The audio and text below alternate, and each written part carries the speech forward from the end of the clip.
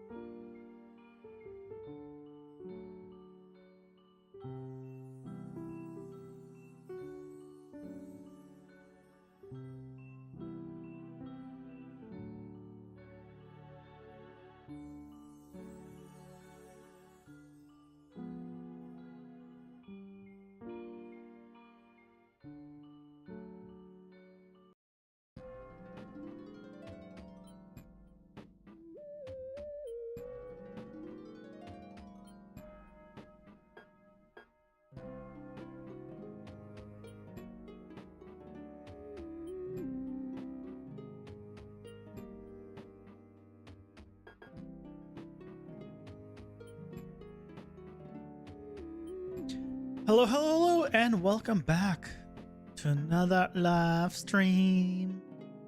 How's it going, everyone? Hello, Fraxis. Hope you guys are having a lovely day. A happy Friday. Hope you're all doing wonderfully. Been a nice day. Someone. It's going well. You know, had a nap. Middle of the day, you know. Day when you nap, it's probably a good day. I assume.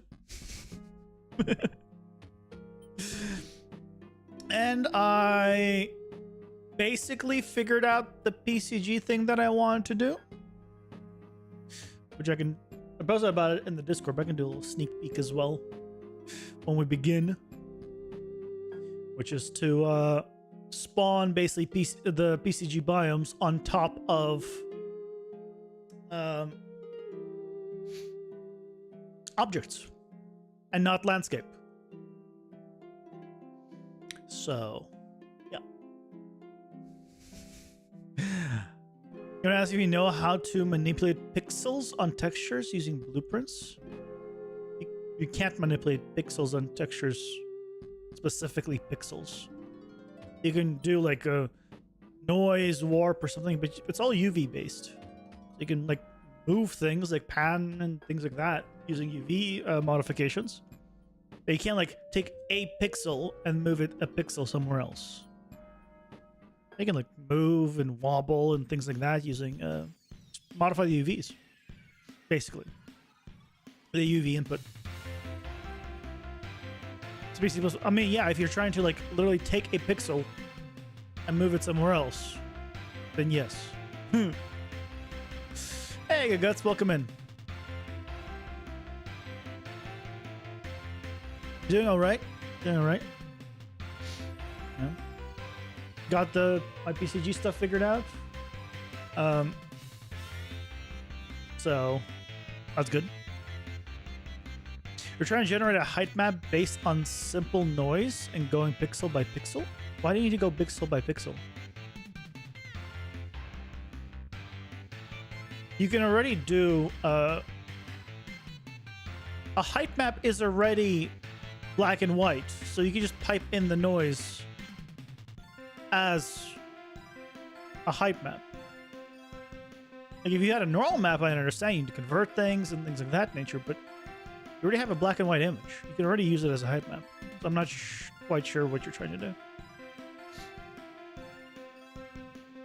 You didn't pass much confidence? I mean, There's things that I would love to have different, but it's like one of those things where it works, but I'd love it to be better. And maybe later on I will find a better way.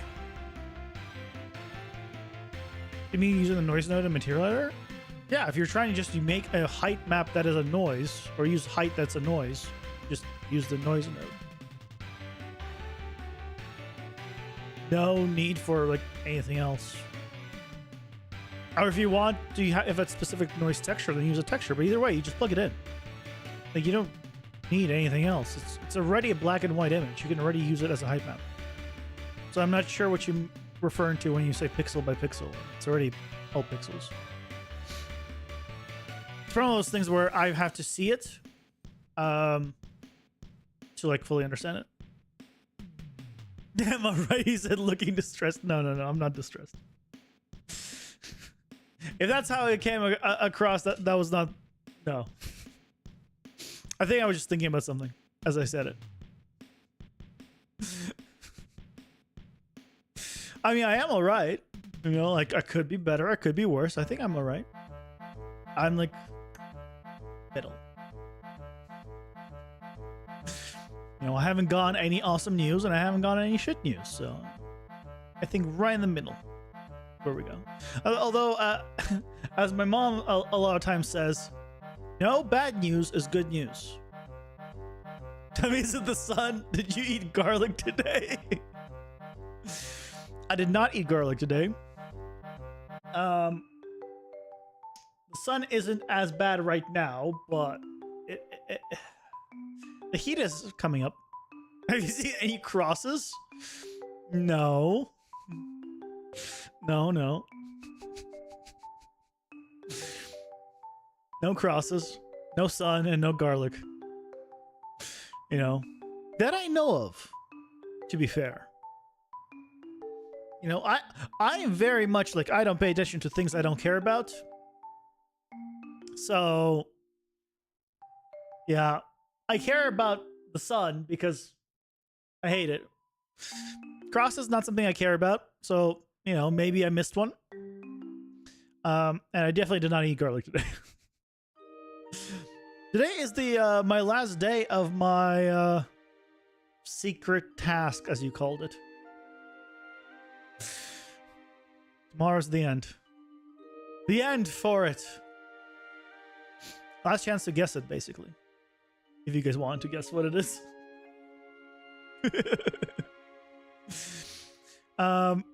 Yeah. Thank you, Gaguts. I understood those were vampire references. I very much understood that those were vampire references. The only thing you were missing there was like, did you not drink enough blood recently or something? I very much understood the references.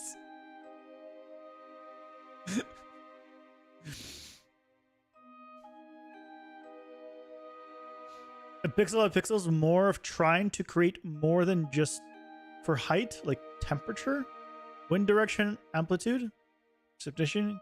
Let's just use a simple array, but I mean, if you're doing it based on UV space, then it's done. You just reuse the same texture, right?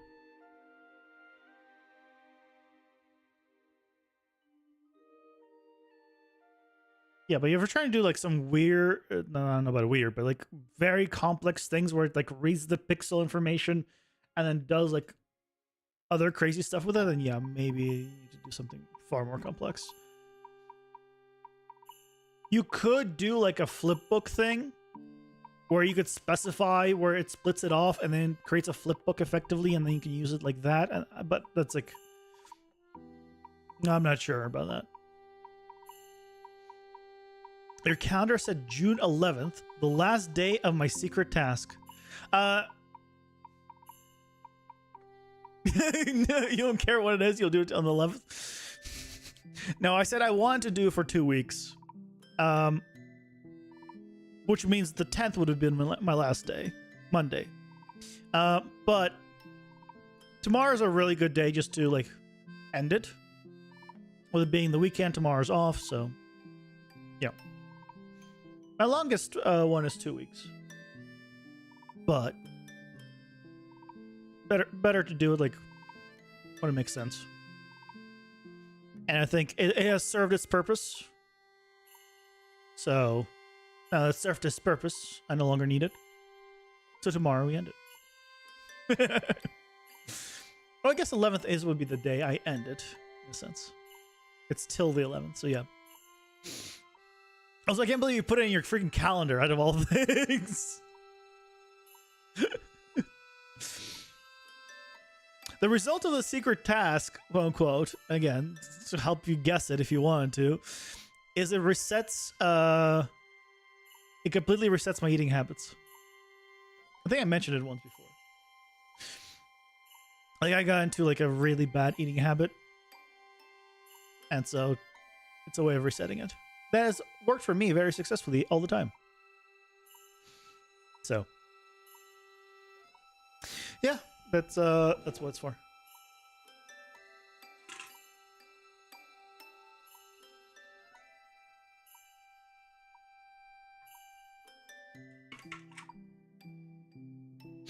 But with that, shall I show you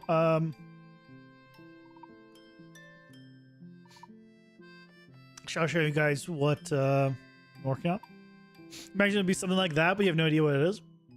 Yeah, I doubt anyone would guess it at all in any way, because I doubt anyone that I know does it or would do it.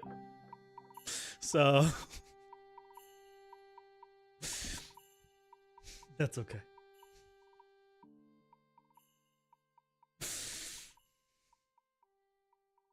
Ta-da! Look. It's the biome stuff on top of an object and not on top of a landscape. In the sky.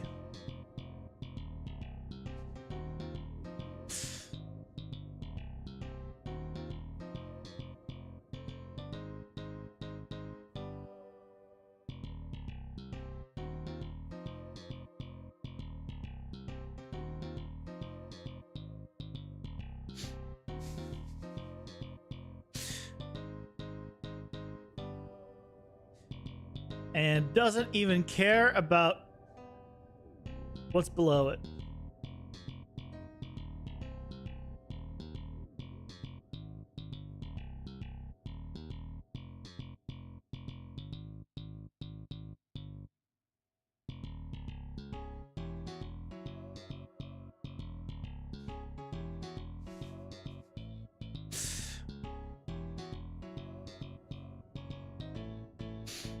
Nice little cloud forest. Yep, pretty much. Piece you biome on OVNI. I do not know what that is. Not a clue what that is.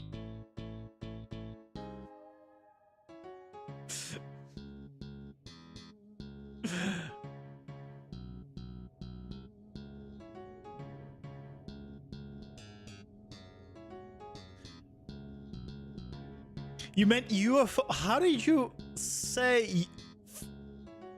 I mean, that's 4 letters. Even if you typoed, that's like. Oh, okay. Okay, got it. I'm like, how do you typo that considering that's like 3 to 4 letters? Okay, if it's just a different language, then I got it.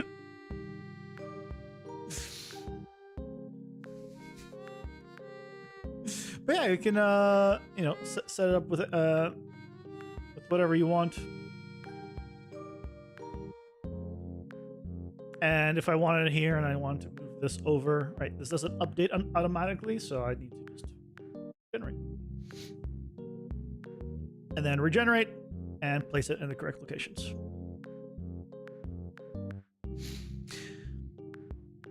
Does this still mean undefined flying object?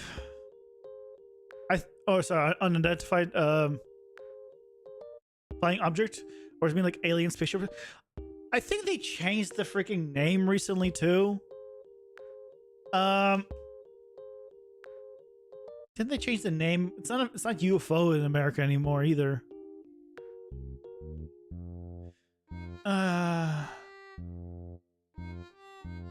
Yeah, I don't know why they changed it. It's the same thing. It's just a lot of people for some reason think that UFO means alien, which is the same thing with the new one. It's not going to change what they think of it. When just UFO means just it could be a balloon. You just no one knows what it is because you can't tell from that distance or something. That's it. It just means unidentified. Once you identify, you know what it is. Is it UAP now?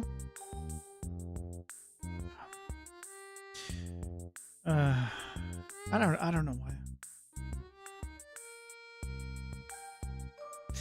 I don't know why they decided to change it. It's one of those things where, you know, it's like Twitter to X. Why?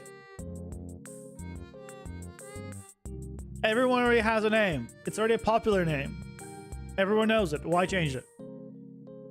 It's not like it's more correct or less correct. It's just another name that means the same thing.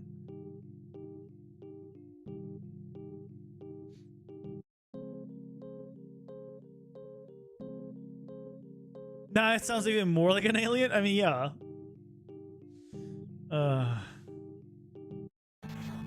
It's something to do with classifications. They can declassify a bunch of stuff. Or an excuse. They could declassify it no matter what. Them changing the name, it's not like all the previous stuff is a UFO and all the future stuff is UAP.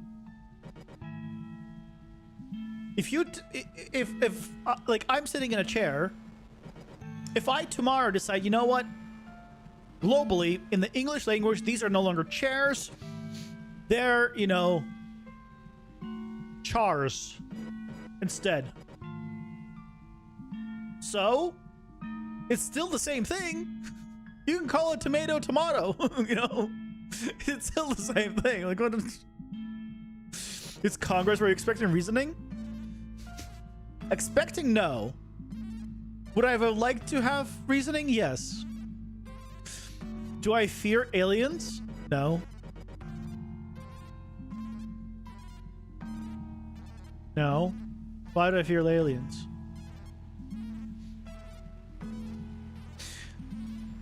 You know, aliens coming here and, like, I don't think would be like, oh no, run. I think it would be like, make everything more interesting. Not scary. You love horror movies? You hate alien movies? It scares the shit out of you? Really? Why? See, I don't like... The one thing that scared me, well, especially when I was younger, were freaking zombies.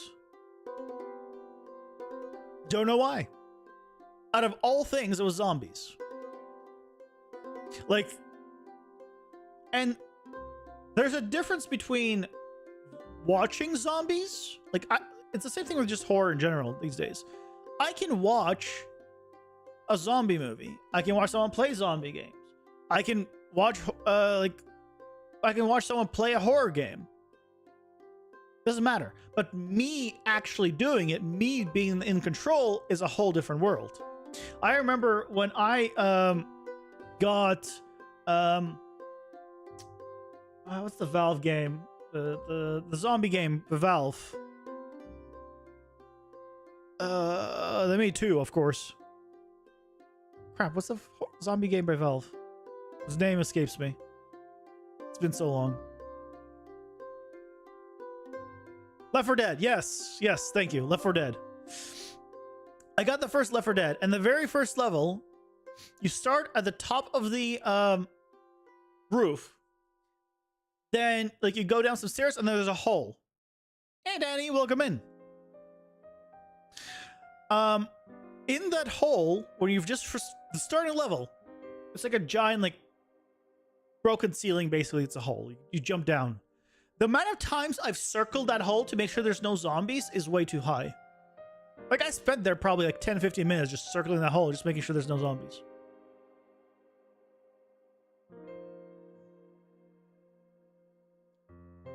Because I'm like that. So, yeah, I don't know. I don't know why. But yeah, I don't do well with, like, playing, like, horror games. I can watch horror games. I can't play horror games. I also don't enjoy horror movies. I don't watch those. To be fair, I don't watch many movies, period, but it's a different story. So, aliens are more real than the rest. And you had sleep paralysis when you were kids, so it's always aliens haunting you. Oh, man. But yeah, it's right. It's an entirely different experience being the one in control for someone else. Like, I remember PT, right? The game or the demo PT came out, and everyone was like, "Oh my god, it's the scariest thing in the world." And I remember I was watching, I think it was Markiplier play PT, and I was like, okay, it's not scary at all. The one thing that made me freaking turn it off, and this is just something I can't deal with it about, is the baby crying. I do not like the sounds of babies crying. And let's get it straight. I don't want kids. Straight up, I just don't want kids. Not for me. But I do not like the baby crying sound. I'm like, I can't do it anymore. Too much. But yeah, like, I could watch it, no problem, because it's a matter. I'm not the one actually playing. But, like, I played a bit of Layers of Fear at one point, and that's not even what's it called? It's not even that scary of a game, but even things that were, like, if out of context, if I wasn't playing it, I would think, oh, that's cool. That's cool, like, stuff. Yeah, and kids are the best. I mean, it's personal preference. I don't like kids. I don't want kids. If you want kids and have kids, yeah, go nuts. Have fun. Not for me. You know. So.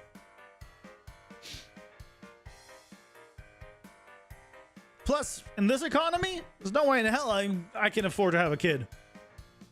You have 3? Well, nice. I can't afford to like support myself. I'm not even gonna consider having a kid. Absolutely insane. Like, I'd be on the streets with the kid. Like, maybe if, like, I was, like, in a great financial situation and I could, like, afford it and I had, like, then maybe, like, somehow my mind would change down the line, but no. Not for me. Not for me. I have nothing against, like, people wanting kids or, like, having kids, but just,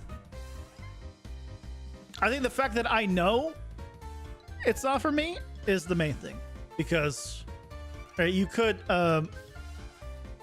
you'd be like, yeah, I'm gonna have kids, and just be a bad parent. I'd rather just cut that out entirely by not having kids. Yeah. Okay. You'll work way harder for them? Sounds miserable. I need my sleep also. Dear God, I need my sleep.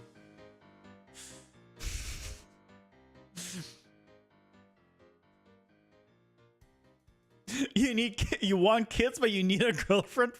Fun fact, you don't need a girlfriend to have kids.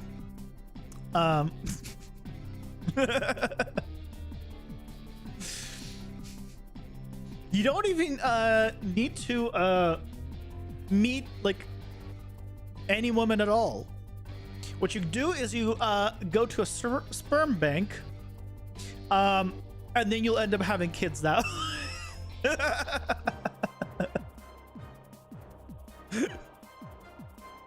You already work hard enough for cats. I want cats. 2 specifically, because that way one of them is not lonely. but one, too expensive, and two, not to buy the cats. You can get them pretty cheap or free. It's more of a taking care of them. And two, I live in a small 1-bedroom apartment. I think they'd not have enough room. You want both? I mean, look, you didn't specify, so you only specify you want to have kids. So I gave you a solution. Now you got to go with it. Otherwise, you don't really want it. But you can also adopt. They have kids.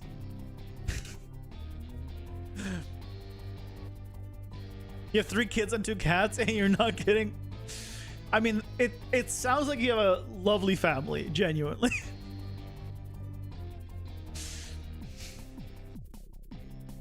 That seems like a lovely situation. I have neither. So I'm the sad one. Okay. Shall we get into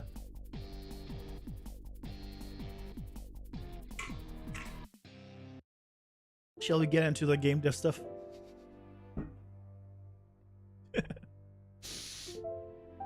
Yeah, yay, PCG. Unfloating things.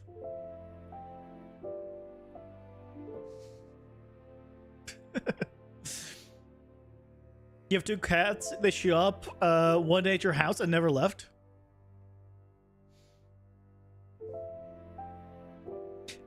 Damn, your kids are yelling. You'll be back. Case in point, why I don't want kids. I can't deal with it. That's the thing. I'd be a terrible parent because I can't deal with it.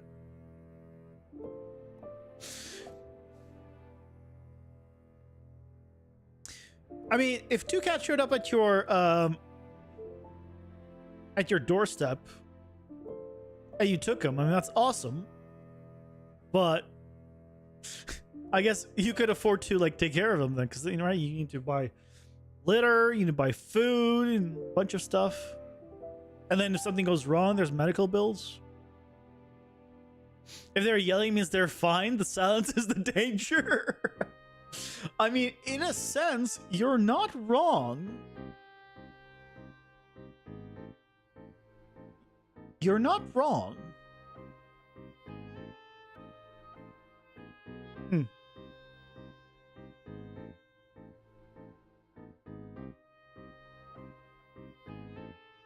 Excuse me? Oh, I was in 5-4. No, what? Oh no. Oh no. Why is it? It's loading my project in 5.4. It's a 5.3 project. Oh, I hope it's not converting everything.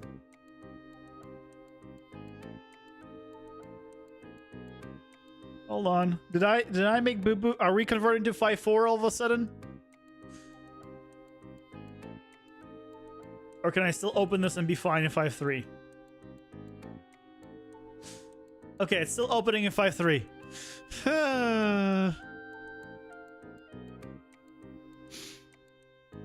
Your little fur baby caused you trouble. He's crashed you and caused an infection. You need to go to the hospital for just 2 days ago. Oh man. I think you need to cut the nails on your little fur ball. Or your fur baby. He decided to keep the first one. We went back to the vet to neuter her. And vet said, you don't feel babies? Come back in 2 weeks and we'll operate her. 2 weeks later, her belly was already big.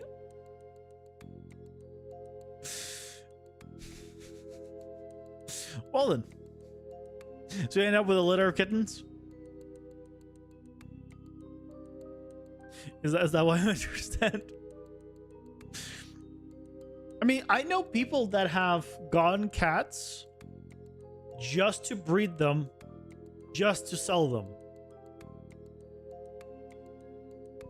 Like, I know people like that. even just like I know like I had when I had I knew a person that had like a female cat, and they asked one of their that wasn't like um uh I forgot the word. It's not neutered. Is it neutered also for female?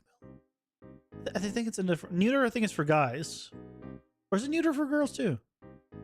Ads are here. Oh, ads time. Pausing for ads.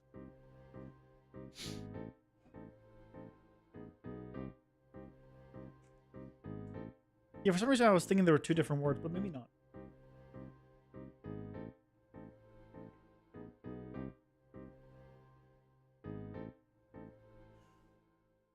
Yeah, spade. That's the other word. Spade.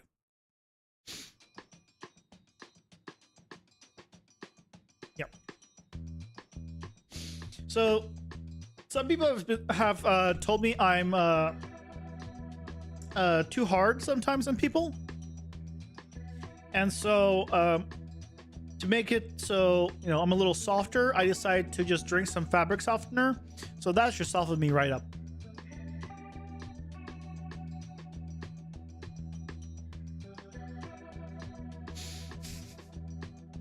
You're not late to the party. You're fine.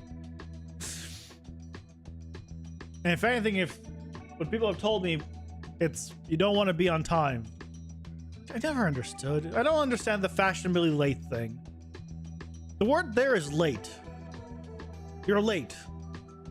I don't do fashionably late. You're just late.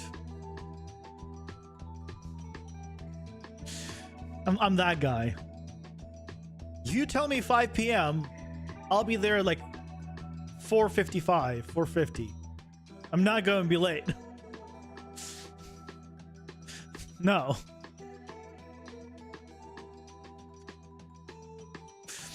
Every day a new smelling good drink. Yeah. You better not tell me that freaking fabric softener now has alcohol, by the way, good guts. Like I refuse to believe. The past few drinks I've had, apparently I've had alcohol somehow, without me realizing it.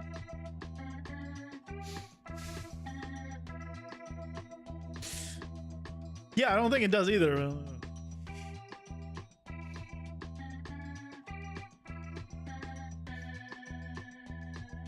You come in slightly early and very early if it's a good friend or a person. Yeah, that's what I do. Like I don't just do the fashion me late. What are you trying to do in PCG, Danny? Alcohol dries the fabric and makes it weaker. Are you speaking from experience? Out of curiosity? Because that's not something I was aware of. Because I've never looked into it or tried to put alcohol on fabric. Or did you like spill some alcohol on your fabric and then that's how you know? So how does it dry? It's liquid. Making it weaker, I kind of maybe understand and maybe breaks down some fabrics, but how did it dry it? It is liquid in itself. Alcohol dehydrates most things. Yeah. I guess in that regard, yeah, that makes sense.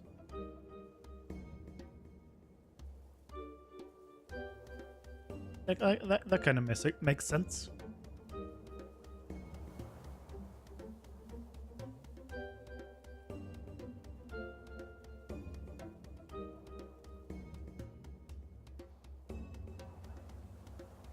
Yeah, the fibers of the cloth get dry, it becomes much weaker. Yeah. Yeah, okay, that makes sense.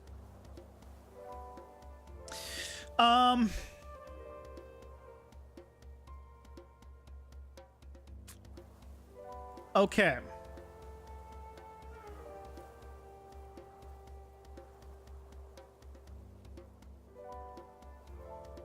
Yeah, I understood your guts.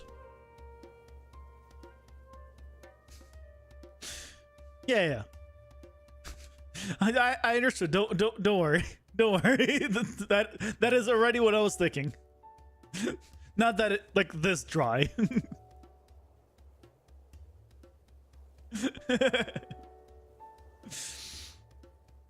So yesterday we set up this where we have some variation in height and things of that nature. For the time being, I guess the verticality thing we're gonna ignore, but I want to start modifying some of these levels. Like, I don't want these like just large stairs. I would rather have like maybe like divide this like 5 small stairs or something, right? And so you go up a little bit at a time in some places. So right, instead of like this one big ramp, it'll be maybe like multiple ramps. So let's do that first to make it a little more like visually pleasing. It'll also make it look like there's more variations in height, which I think is going to be good. And then we want to start, making it maybe a few more and making it better. You panic after possibly have been spreading misinformation? I mean, I assume everything you say is misinformation, so it's fine. You could say hello and I'll think, oh no, you don't mean hello. Probably meant to say goodbye.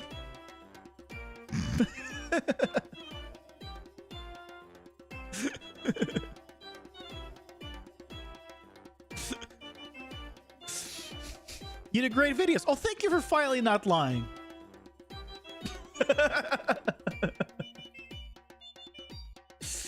The truth hurts.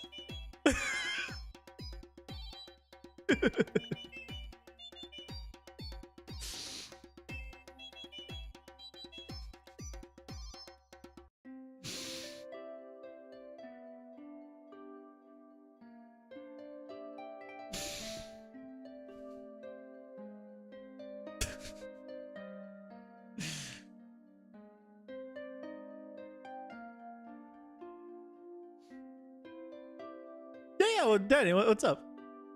Let me tell you about BCG biomes. So, let me just quickly just grab this real quick. Hold on.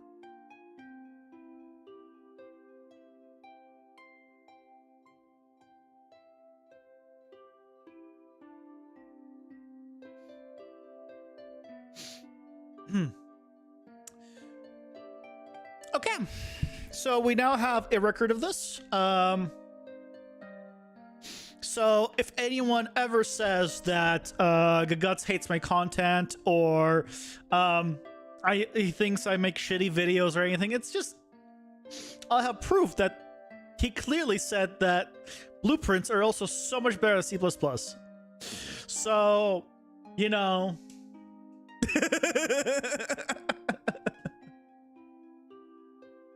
AI generated. Here, I'll do you another one, just to make sure that you know it's less AI generated.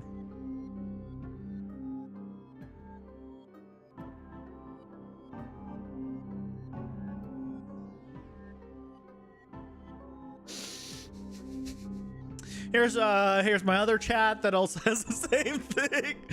Obviously, my chat goes another direction.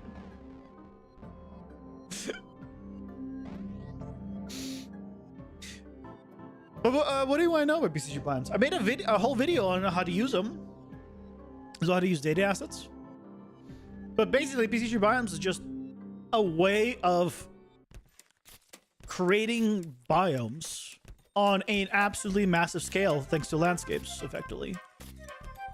So if you want to have like a forest and a desert and like whatever else, like, and be able to like specify where you want them, you can. That's like the big thing. It's like amazing. How easy is it to create those maps? I mean, depending on what you're using to create your landscape? Very easy. I have a tutorial on how to convert a height, like a procedural landscape texture. Like when you create, you know, like it automatically generates all your like rocks and cliffs and whatever else, so you can use your auto materials and convert that into a mask automatically. So if that's good enough, then extremely easy. Yeah, there's already a tutorial on that on my channel. Yeah, let me see here.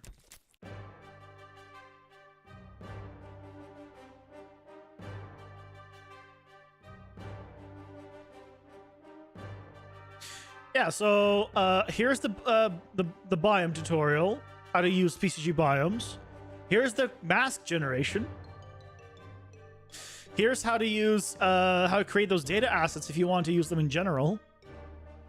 And this is just how to use the data assets with loops. Yeah. These 4 videos. Yeah, it's right here. Dynamic mask generation. All those videos are already set up and there for you.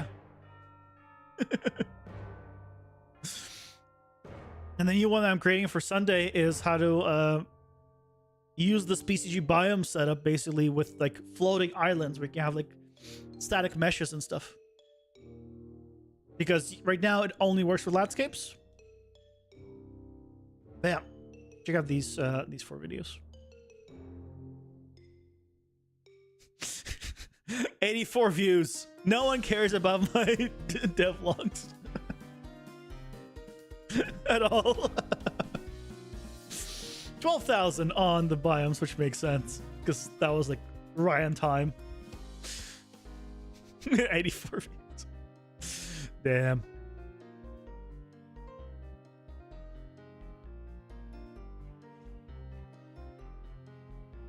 You actually go watch it and like the video.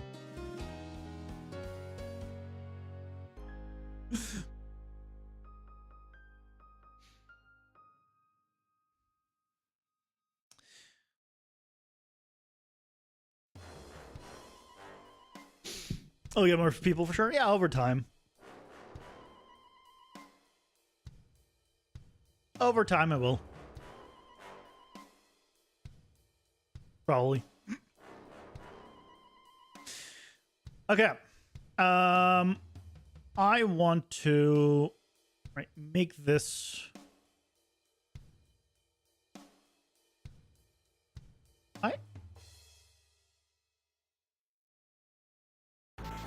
Oh, that's interesting.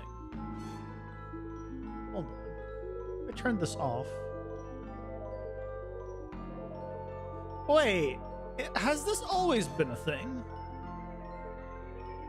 And I just only realized it? Where if you scale an object, it like does plus or minus on those axes. It doesn't do it like... Right? It becomes flatter, as you see. It doesn't...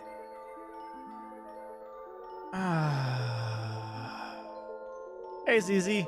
Welcome in. I've only just realized this is... I mean, I don't do, like, angles like this very often, so I think I've just never come across it where, like, it's that obvious. So, this is because I have 11.5 in X and 8 in Z. So when I scale it, it just does minus 0.5 in both directions, right? I can unlock it so it's not 0.5, but see how it's like both are just going by 0.5. And obviously because the ratio between the two is not the same. If it was like 11-11, this would no issues.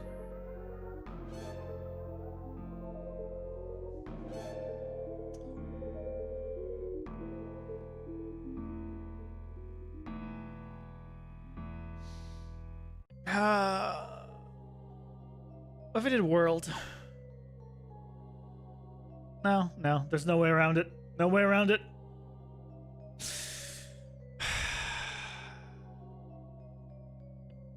I want to just scale it down.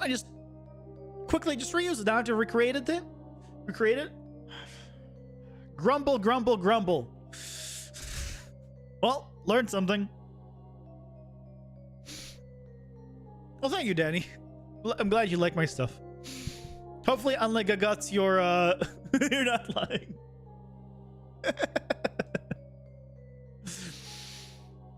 But yeah, effectively right now, scale is changing the slope angle. It's fine. You know. Let's go like.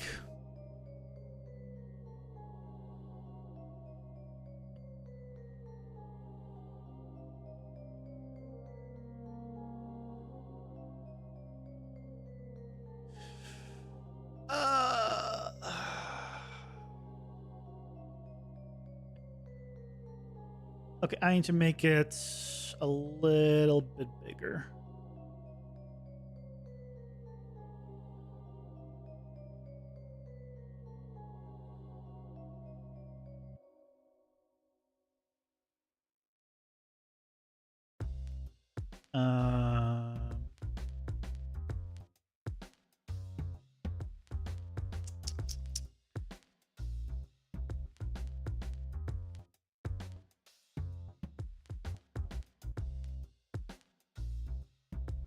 Right.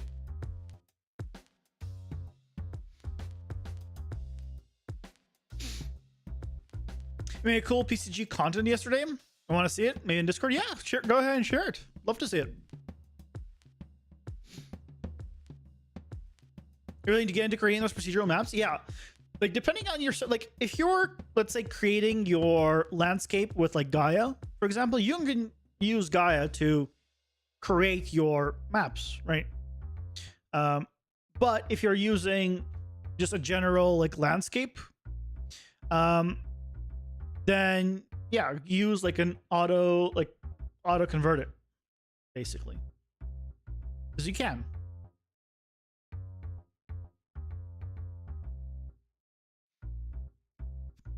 Hey, Collider, welcome in. How's it going? Yeah.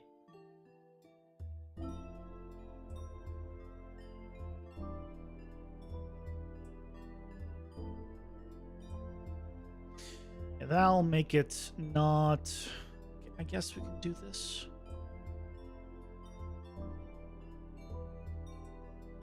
So that makes it a little bit too tall. So if I want to have it shorter,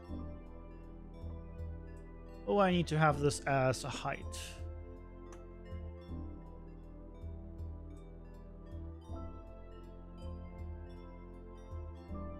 Like 2.65?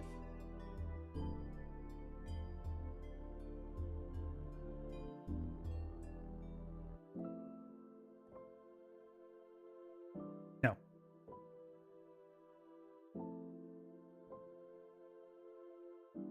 Oh, maybe. Uh-huh. But I want it to be...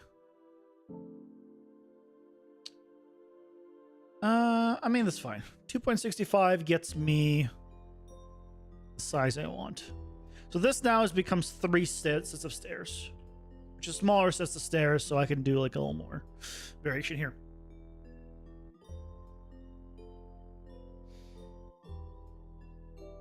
You're trying to make it where you don't need a third party to generate good maps? Yeah, we can generate it inside of Unreal if you're using like an auto material again. Yep. I mean, it depends like how you're going about generating things, right? Like,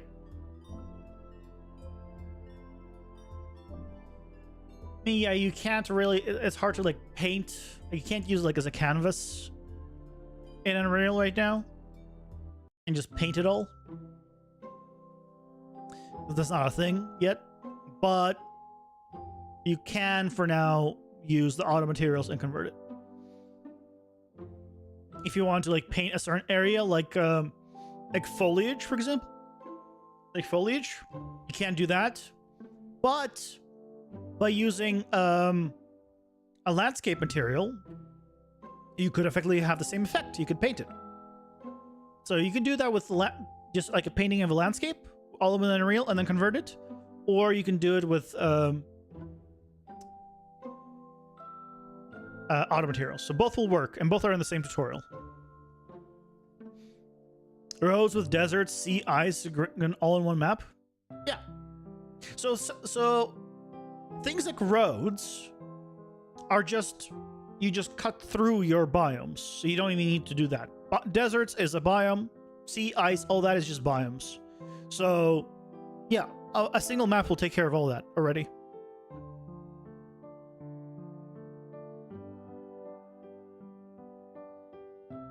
Yeah, thanks, Collider. Glad you like them. Glad you found them helpful. Painting landscape material and querying points with PCG. Querying points with PCG? What do you mean? If you do, if you're not in 5.4, then I think you need to do that. But in 5.4, you can just use PCG biomes.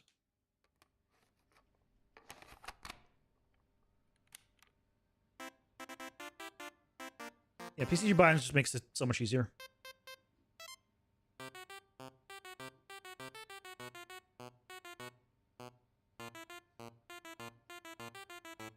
So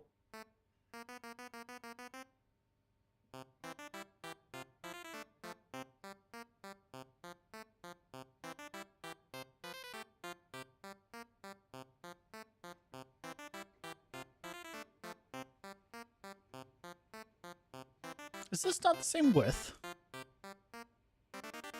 Is this not the same width?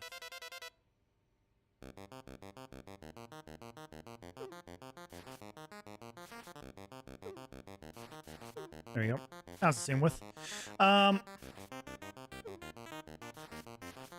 It's definitely just a little bit off on the height, but it's fine. I'll do it. So, right. So what I'm doing is I want slightly more variations. So it's not just always just straight on. So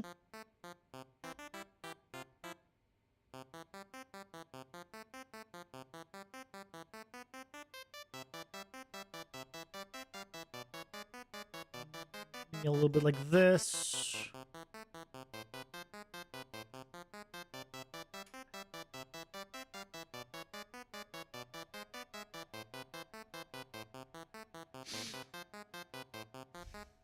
All right, that seems just more interesting. Things don't go all the way to the edge. We need to adjust that. Need to go here.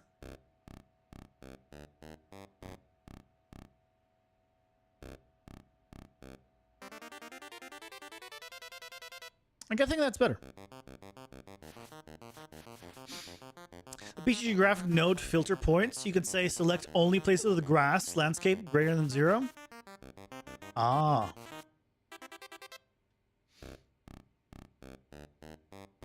So basically, you're filtering by the landscape layers. Yeah, I know that method. The problem with that method is it's a bit of a pain to set up, but depending on the auto material you're using, you can't separate some layers, I found. Like, it doesn't have the information. Like, when you have things combined, you can't separate them. Because at my previous job, that's one of the things I wanted to try, is to use the landscape layers for the PCG points. This is like in 5.3. And the auto material we had just didn't have them separated. Like, some of them did. Like, most of them did. But, like, there were two that were just completely combined. The ones for the cliff. And you couldn't separate them out. So, yeah, didn't do it. Unfortunately.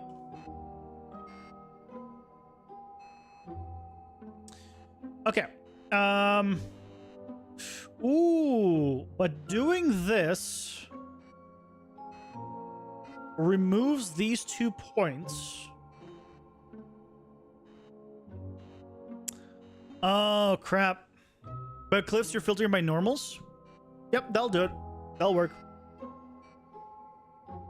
Do a normal angle. So doing these stairs is awesome, but then I lose these 2 connection points.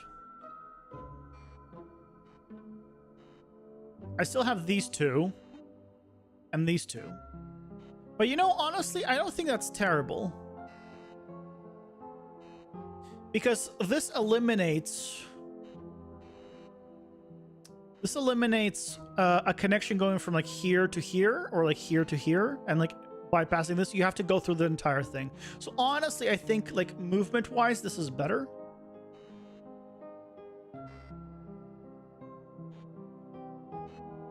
So let's try it.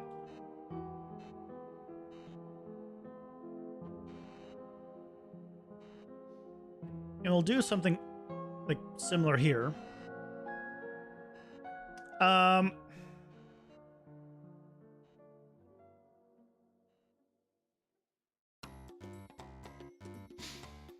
If I want to make a PCG of a main focus in your game, is it worth upgrading for 5.2 to 5.4? Absolutely.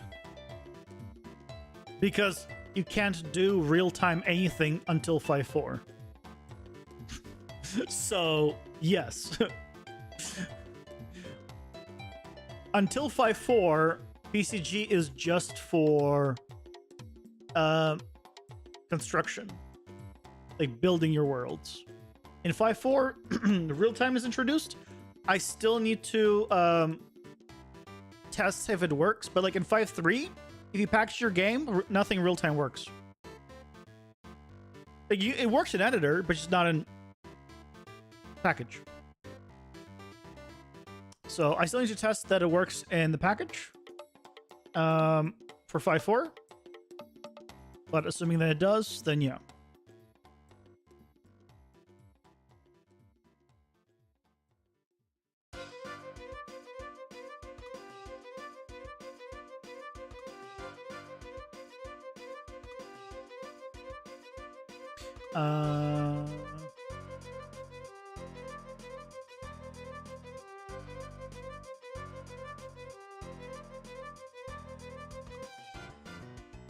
No, you couldn't do anything during runtime in 5.2. Nope. Like any real-time thing that you can do will not work in a package thing. It'll work in an editor. Like I made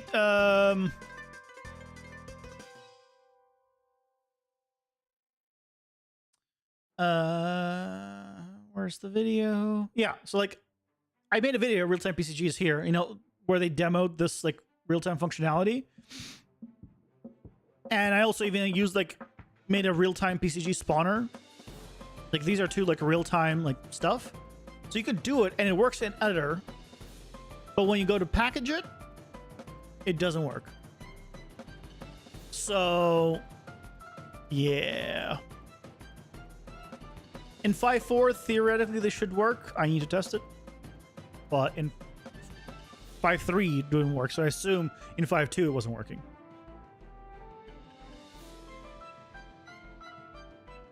Yeah, converting the stuff to like instant static meshes or hierarchical instant static meshes is like amazing, because it just makes your things more optimized and just better.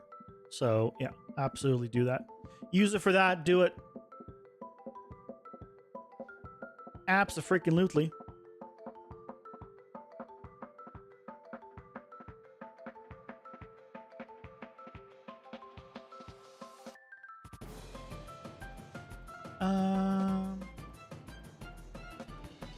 So we're keeping this input. Using you. And I'd want to keep this input. So if I'm losing these 2, then the stairs need to go here.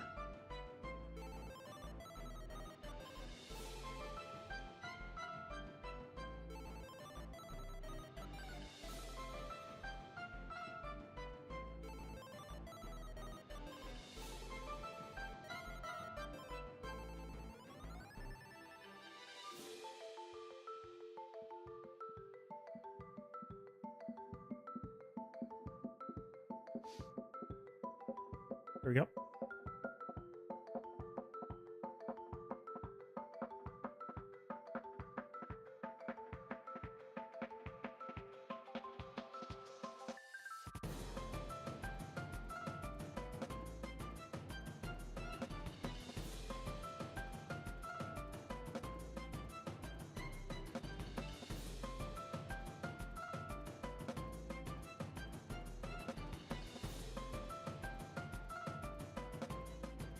Ads are here. Pausing Nope. for ads. That's time.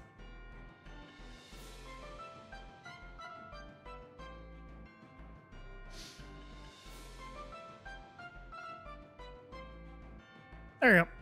I think that's better. Hey, Simran, welcome in. The map is getting better. Yeah, you know, the first one was just like the one RAM, right? Is just like a test to make sure that it's all working. Now it's like, okay, let's make it so it's not like I'm just a big staircase going between floors. Let's make it like a little more interesting, and it'll get more interesting and more interesting as, you know, we do things. But for now, I just want to see, okay, what does it look like now with like more elevation changes?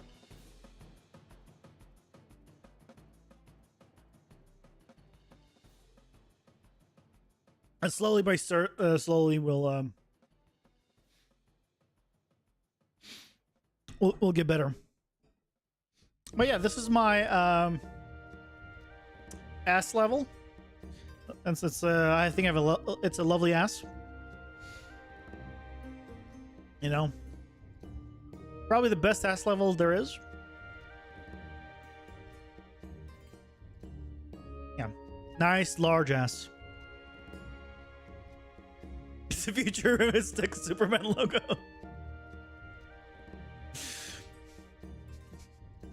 Am I thinking of making procedural then? The level, so all levels will not be procedural. In terms of like their layout, the things inside the levels could have like procedural, like props placement and item placement and, you know, whatever else. The things in them could be like different. That could be all procedural. But the actual layout of the level will not be procedural. Maybe, like, let's say I can make a little platform here, and maybe that platform will be procedural.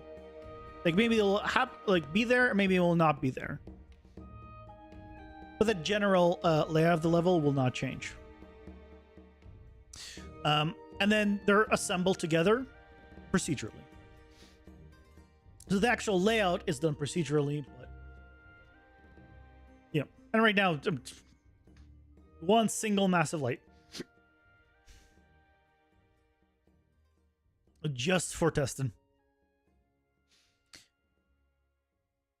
You love your procedural foliage? Yeah, procedural foliage is where it's at. I did remove the door locations. Yes. Right, so now our only locations are here and here. So you have to go through the entire room to go in. The problem with this that I just thought of is that means this cannot have multiple inputs. That's okay. So nice to just drag it in and have a full forest. Yeah, and you can place it wherever you want, and then you can do like cutouts. You can remove areas, like if you don't want it somewhere, you can just remove it. You can have so much control. PG scares you for a long time, but it's easy. It is very simple. Like to do like basic, like it's just a basic scatter point system. You could do far more advanced stuff with it. It can be very advanced if you want it to be very advanced. But it doesn't have to be.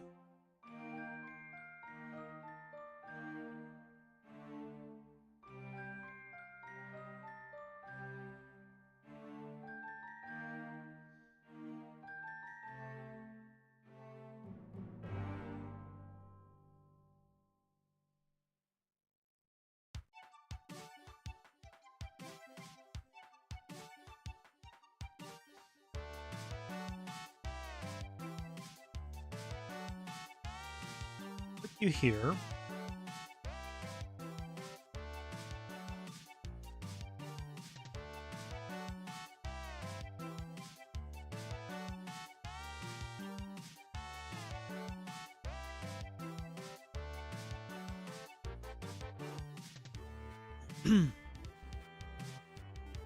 So then you get into PCG mostly for maps. Yeah, I mean, even for like at my previous job, like I was using PCG just for decoration because it's just so much easier. Like we need to have like a bunch of debris in an area. Scatter with PCG. I even use PCG to scatter like decals. Like we just needed to like throw a bunch of decals in an area to make it like look weathered and with like randomized with various decals and various like just full randomness pretty much just to make it look varied. It's great at PCG graph. You can spread decals around. Great. You don't need to spread props. You can spread decals. You can spread whatever you want.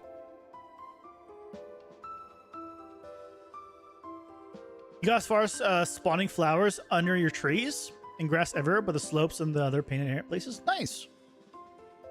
Can you add maps to each other and each map is different and make something really big? Are you talking about this dungeon setup? Yeah, here, let me show you something.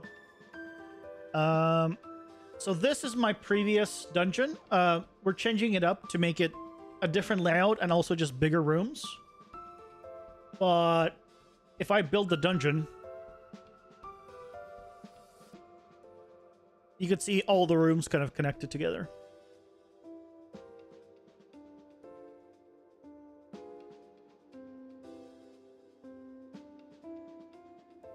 So this is the previous dungeon. And each one of these rooms, like this is a room that I made, right? This is a room. This is a room. This is a spawn room. That's a room. All right.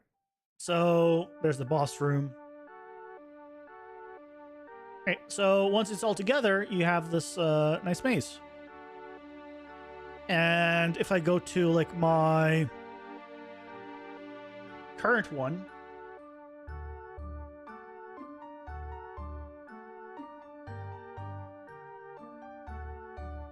right, it's just on a bigger scale. Things aren't going to line up right now because I haven't updated the room positions. That's why we have things like this where that doesn't make sense. Oh no! My cloth is falling down.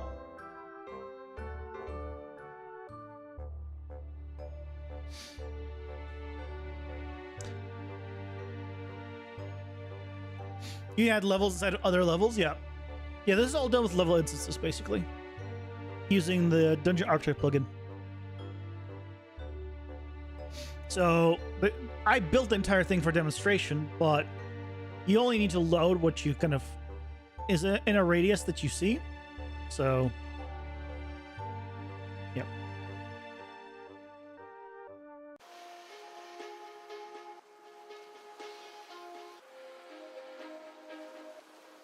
You saw the problem you've been stuck on for 2 days? Simple connection and it wasn't connected? Ah, yeah. That's usually the case. Whenever you're stuck on something, the solution is more often than not very simple. Because it's always the small things that give you the biggest problem. Just in general. That's just usually the case.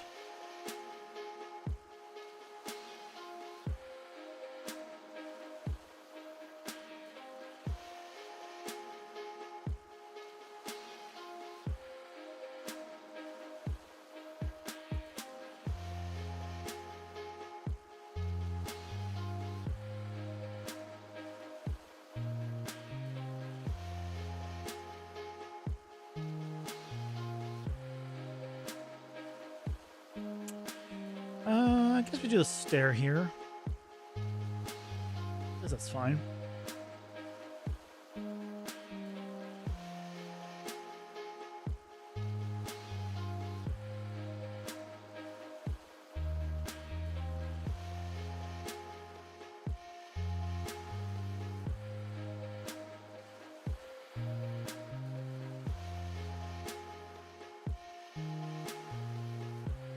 Wait. Oh, this is just that width. Let's do that.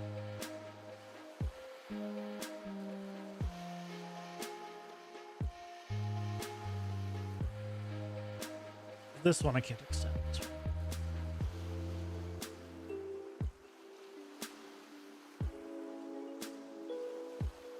Yeah, it's better. This is better in terms of like interest. And then I need to remove, this is no longer an entrance. That's no longer an entrance. Either is that,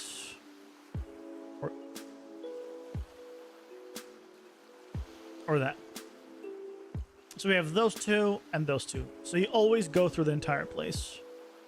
You can't have doors right next to each other though.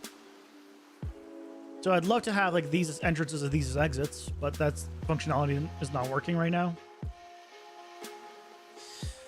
So we can't.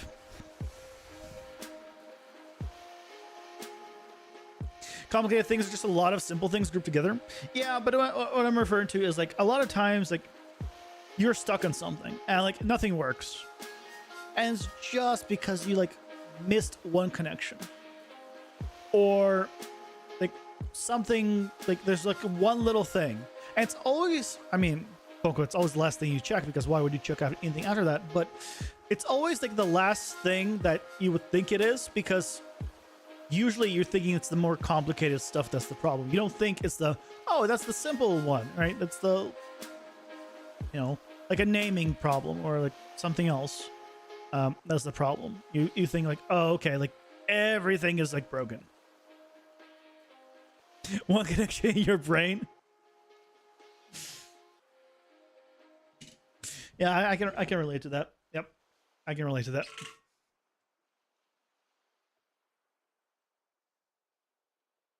As someone that has only one brain cell, I mean, I'll be lucky to have that one connection, to be fair. And I mean, the one brain cell has nothing to connect to. It's terrible.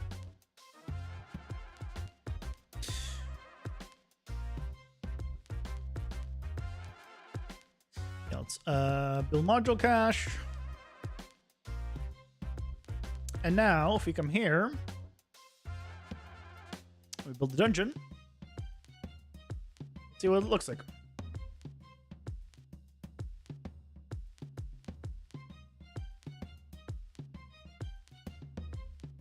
We're getting more variation in height.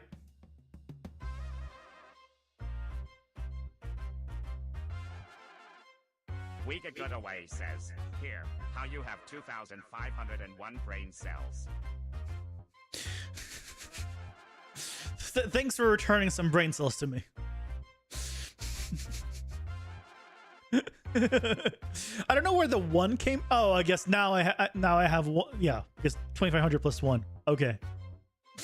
Yeah. Math checks out. Math checks out. You know, now that I have more brain cells, I can do the math.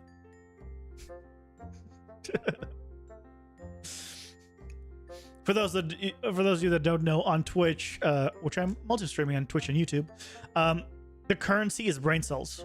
So the longer you watch me, the more brain cells you get. And if you spend it on things like TTS, you lose brain cells.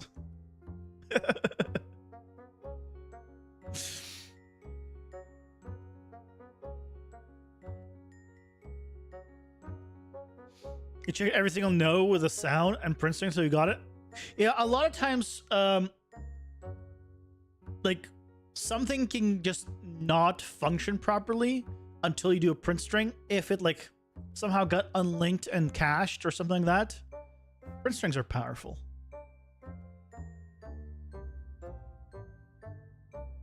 Yeah, absolutely, Zizia. The original Diablo dungeon system blew your mind. Yeah, it's so good.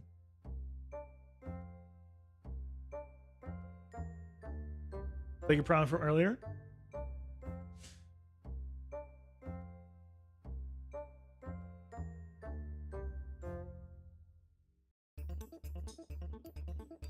Oh man, your stuff looks awesome.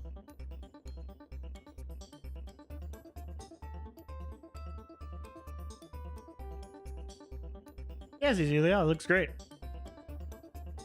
Yeah, it's all done with BCG.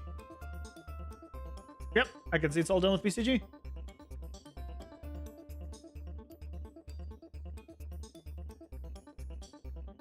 I'm just gonna share one thing with the stream. BCG, spawning trees and vegetation everywhere. I love BCG. Plus, you can like the thing is like before people would use like the grass node, right, for landscapes, but you couldn't like control clumping. Like you couldn't make a tree and then like some foliage like around it, let's say, or you couldn't like that was not a thing. But now you can. BCG. You can actually have different clumping of things. You can have like things further away from each other. You can have like more or less in an area, depending on different like settings. It's awesome. Like if you wanted to, you could have it like the higher up, the less trees you have. Lower down, the more trees. Like you can do so much. It's awesome. Love it. I love proceduralism. So good.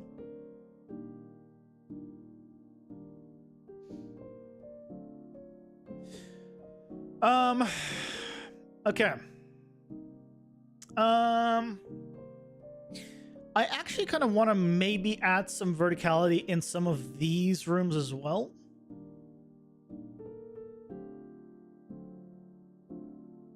Right? Like this is a small, like just angled room. And let's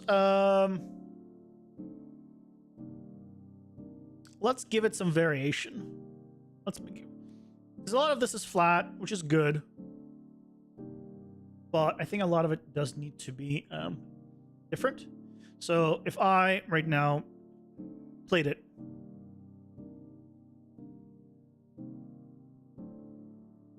Okay.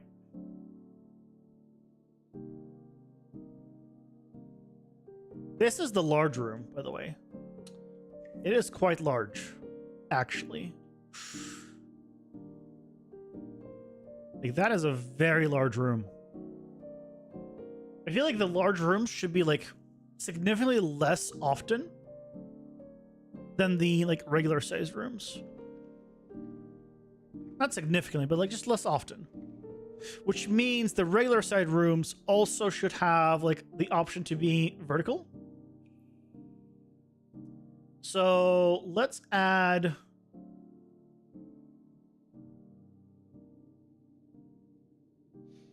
Yeah, let's add some of the smaller rooms to have the verticality. Like, right, this is like a very large room.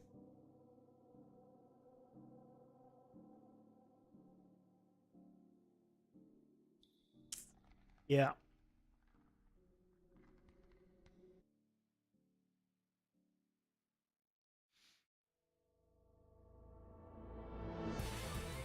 So, we can change some stuff in the module settings.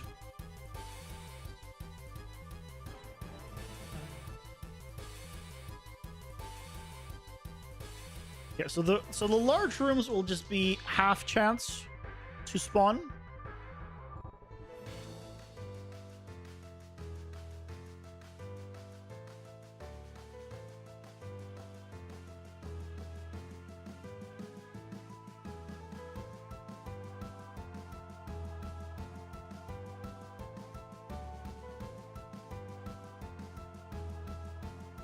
That should help with that.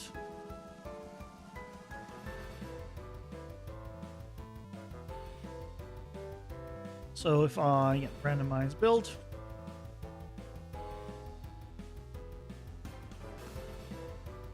it should be a little bit less often.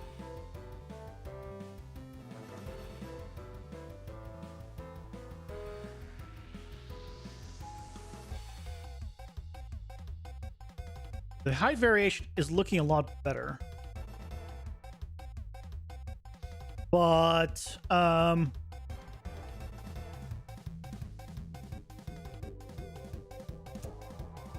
I think the main problem was the S1. Maybe the S1 just needs to be less often.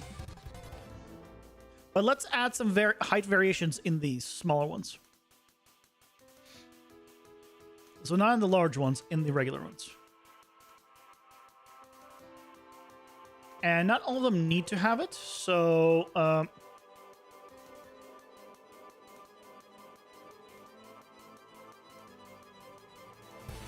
let's see if I can do it in something this small. This might be a little tough.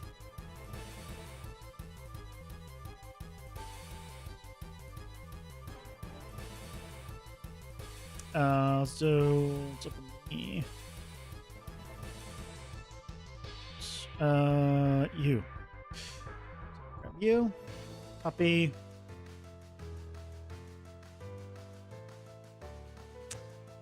I would need to probably do two. Like I could do.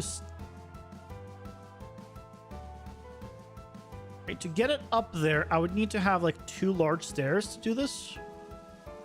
Fit it into one. So, I mean, it's fine.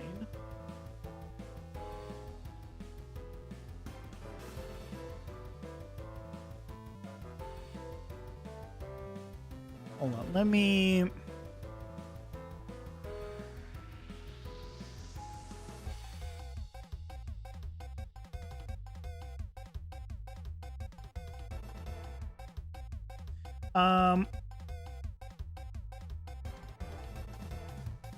it was 8 and 11.5. So that'd be 4. And 11.5 divided by 2. So it's something like this. Let's try it.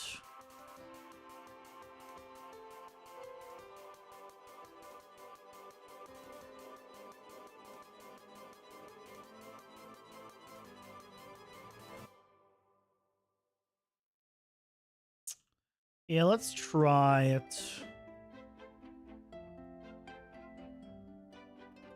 There'll be one here.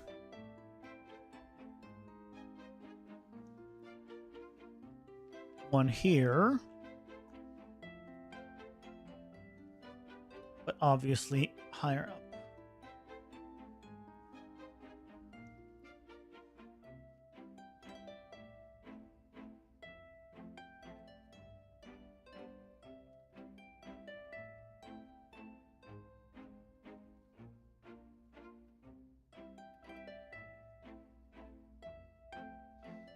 I don't know how I feel about this one, honestly.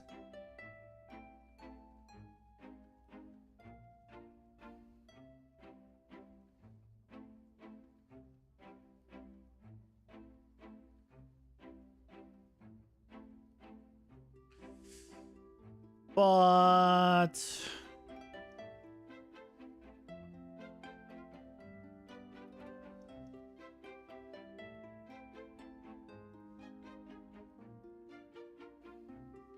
the right height? I think it is. So this one goes away, and this one goes away.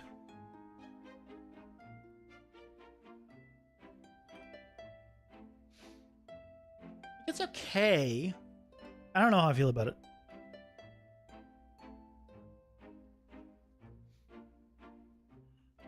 It all came out because you accidentally deleted your hand-placed trees. You're like, let me try some PCG. Yeah, nightmare turned into a dream. Yeah, in a sense. Yeah, if you're hand-placing trees, I think, like, too much. As I always say, like, I don't like repetitive tasks for the sake of being repetitive. So, like placing trees is just a repetitive task. Now, if you wanted trees in very specific placements and very specific like aesthetic, and then you rotate them, like, right, if you're like very particular about your trees for whatever reason, sure, do it manually. But if you're not and you just want like a nice forest, then just do a PCG. Welcome back, Danny. What'd you miss?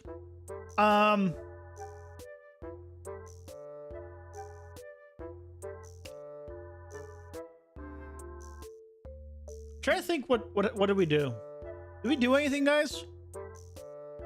Did anything happen? You know, you coming in and says, "What did you miss?" It's like my parents is like, "So what'd you do?" I'm like, "I don't know, stuff." I can never tell anyone like, "What did I do?" Like it's terrible. Like I'm very bad. You might have a couple of stair rooms. There you go. I modified some rooms with stairs, and I'm adding some stairs and some more rooms.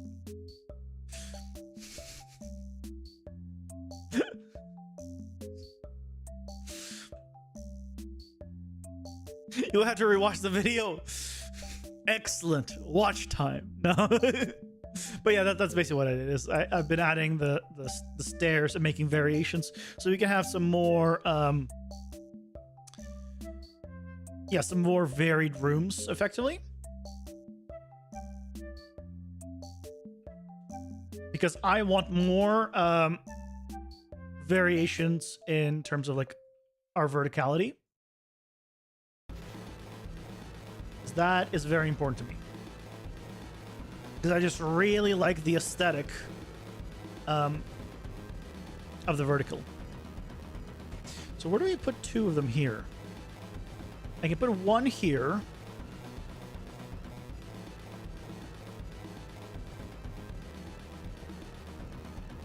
And I guess one here.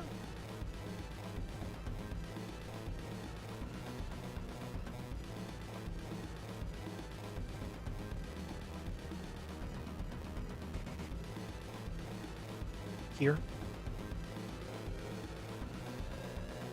Yeah, no, it'll be fine, I think.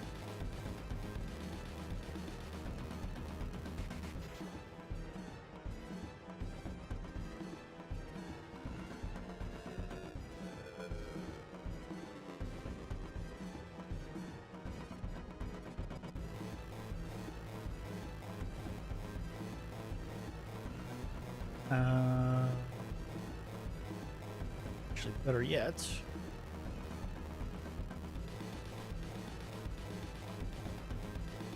It's only going up.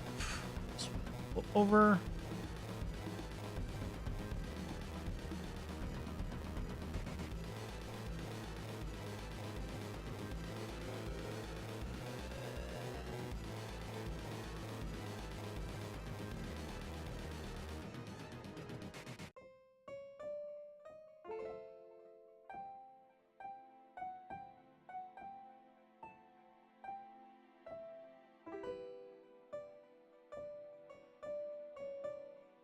I want these touching diagonally and yep, like that. This needs to go up higher, and now this needs to go up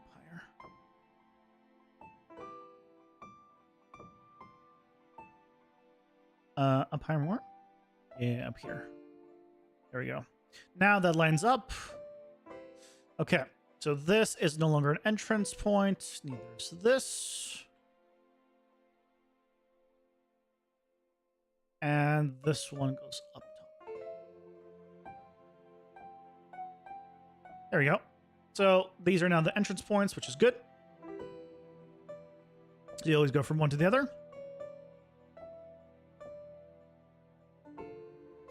It is important. I mean, that's I don't know if it's important, but I'll take it.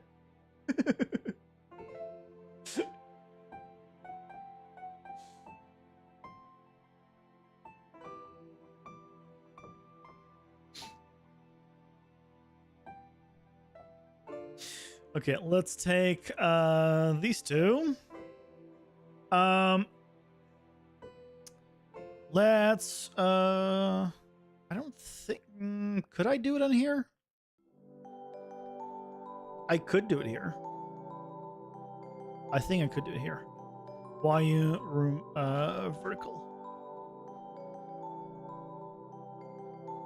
Because I think I could put it like on either side here. No, I don't think it'll fit. Because I'd need to do one for either side. And want to do it like here. And I can't fit two of them. I could, and yeah, there's no, that's the connection. So this has to be where it is. So no, this wouldn't work. I was thinking connecting it here up and then go to either side, but it doesn't fit. I can make it thinner here, but it's too like, I don't like it. I don't like this one.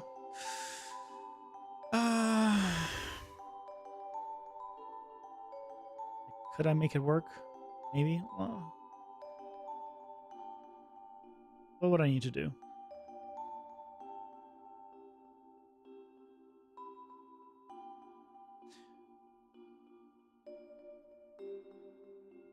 What would I need to do to make it work?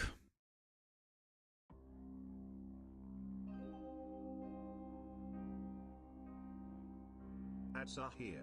Oh, ads them. For ads.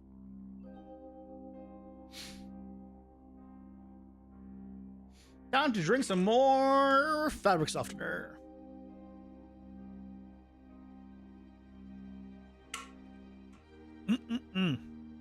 My insides feel softer already. Okay, well, while the ads are going, I'm gonna run to the restroom real quick. So I'll be right back.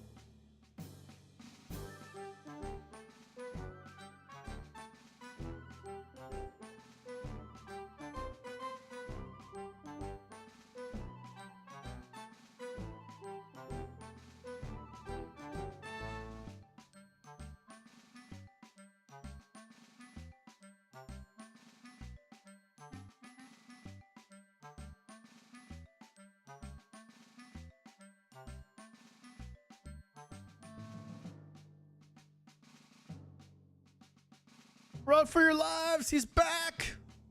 He's back!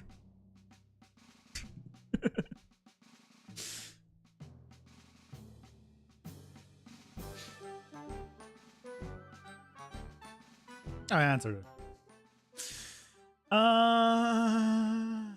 So.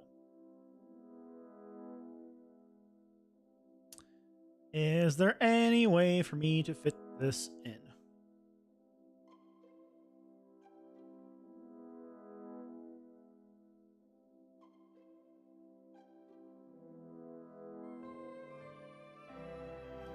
If I did this.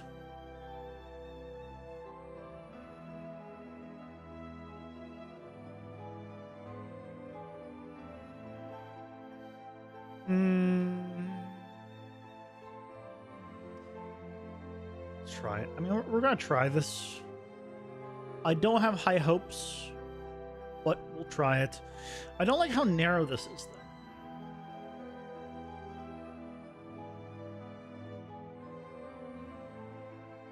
What if I just made it wider?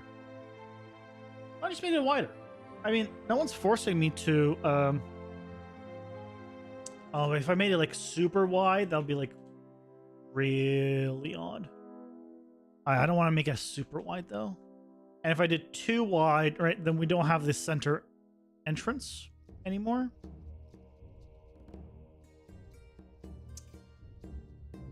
Yeah, if I wanted to keep it like reasonably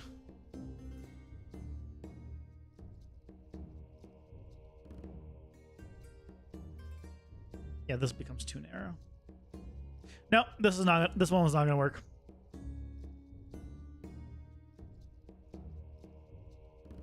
Goodbye.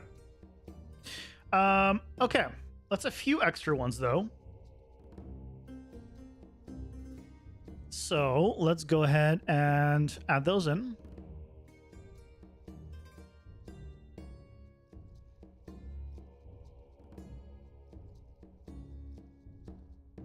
This one.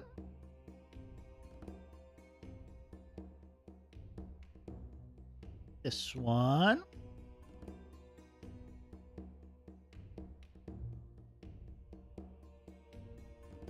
Wait, there's only two?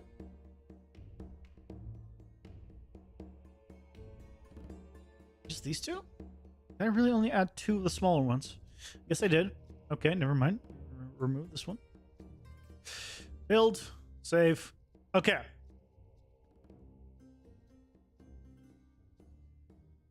Lockout testing. Randomize. Build. Oh, hello there. Oh, would you look at that? Now we're getting somewhere.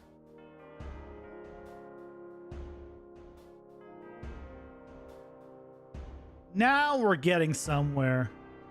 Oh, if I do play from here.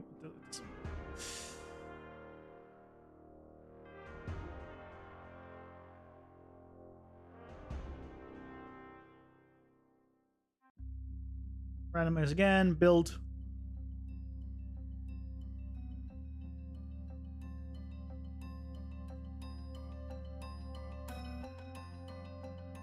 All right, we're starting to get more of that verticality, which is awesome.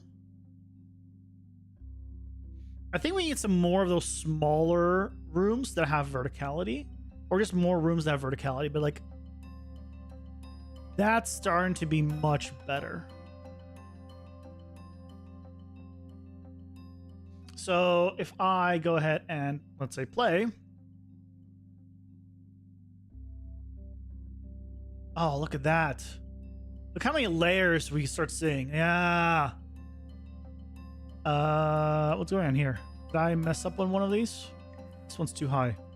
Which level is this? Oh, this is the... Oh, this is the corner one. Corner one is too large, or it's too high up. This one.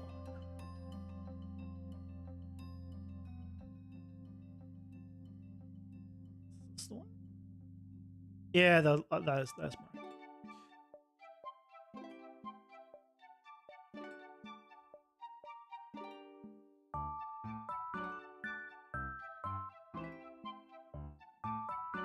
Okay. Time, let's go walk around.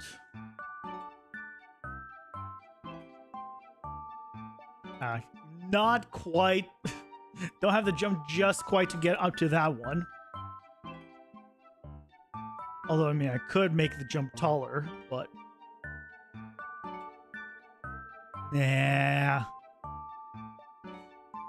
A lot of flatness on this one.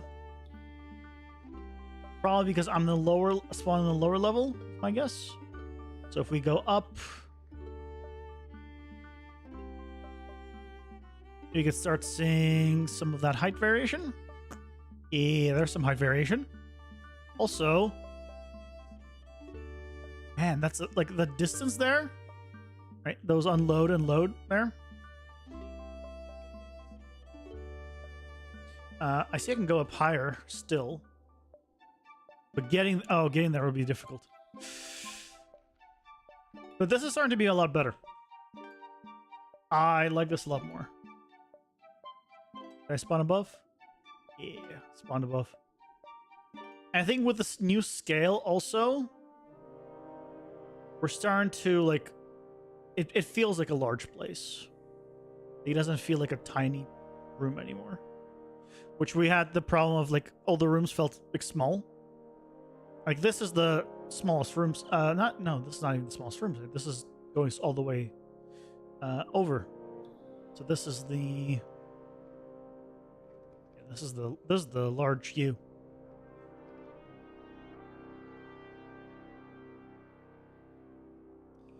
Do I need to increase my distance though? Man. I think I need to increase the distance. 5,000?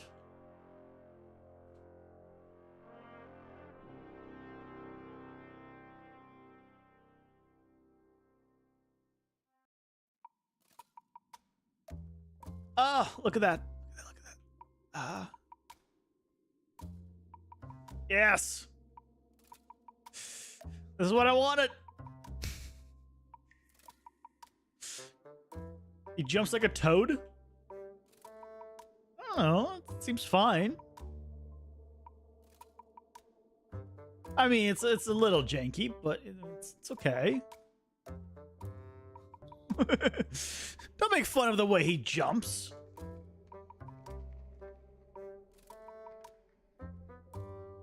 Poor guy.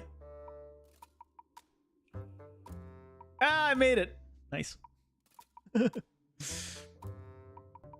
And if I want to, I can come down here.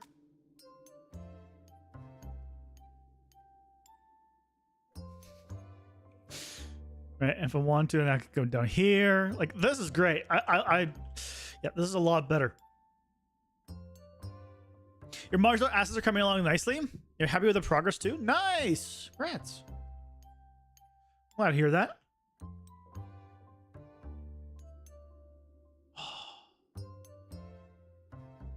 Oh, yeah. Look at that. And once this is populated with, like, stuff in him, I think this would be great. I think this will be great.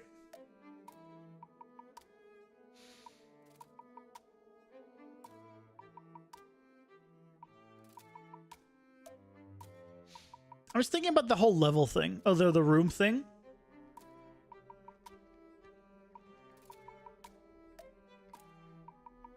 Technically speaking,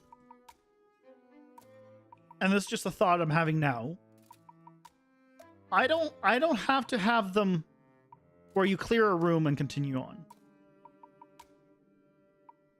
I could not have the room system at all. And it could just be entirely an open area.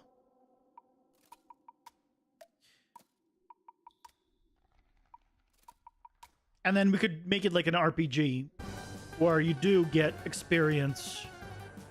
Mobs can drop items and things of that nature. So we could go in that direction. Same things. We get the cards, power-ups, right? But it does cause other issues. The reason we scrapped the experience system and getting cards that way was because you couldn't control how much experience a character would get because the size of the dungeon's different and things of that nature. Right. So if I hypothetically had it open and it's not rooms, it's just this open area you can go through. I need incentive to, like, you need to be able to do something before going to the next level that's consistent.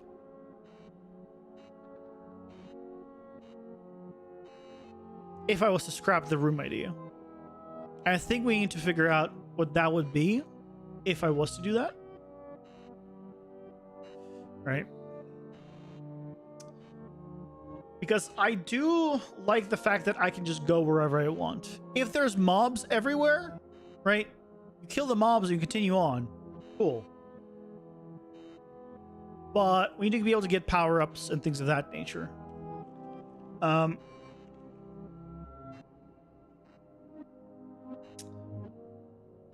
Just thinking, like, is there a... Because experience is not consistent. Because the amount of mobs you spawn is not consistent as well.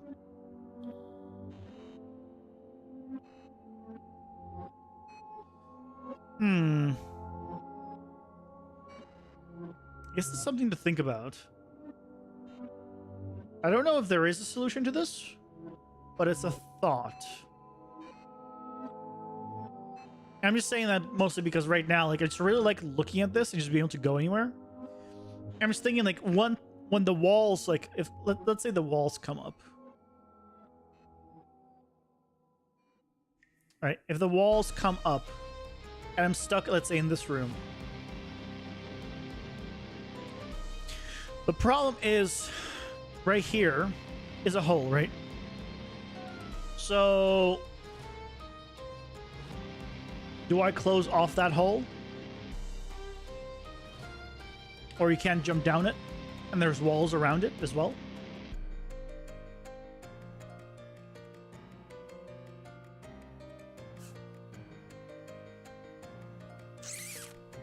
Yeah, gotta think about that. But I do like the dungeon generating. I like the verticality that's happening. I would like even more. So I'd like even more. And we can actually do that even more by not even adding more rooms, but changing up some of the original rooms. So there's a chance of them spawning, sorry. This is the room test. This is just the basic room. I'll make this 0.25. Boss room is the boss room. This is the regular Y room. The Y room is kind of more interesting of a shape. So I guess we'll keep the Y room as is, but large S is already 0.5. Q. The L room, I'm gonna make smaller chance. The O room, or the Q room, I mean, it's a cool room. Smaller chance. It's the vertical one. Vertical one.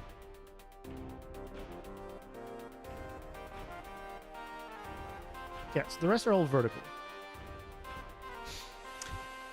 Will you to make more interesting maps, for example, for this have floors?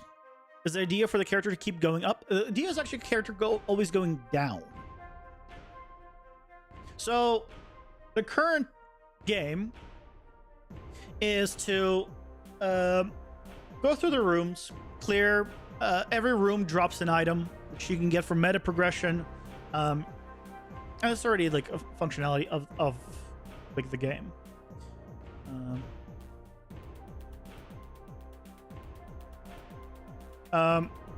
If I don't have it in the recent anymore.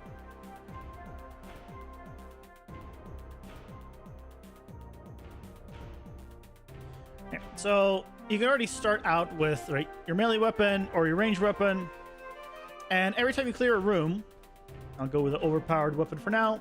You can get items that you increase your stats for the new run. But if I go in, let's say go into this room and clear it, I have an item drop that happens. So this is like one of the larger rooms, the previously larger rooms. And now I got like a gold coin, so I can get some currency. Oh, what? Why is this not disappearing? Oh, that's a bug. That's a new bug. But 3 of these rooms can have a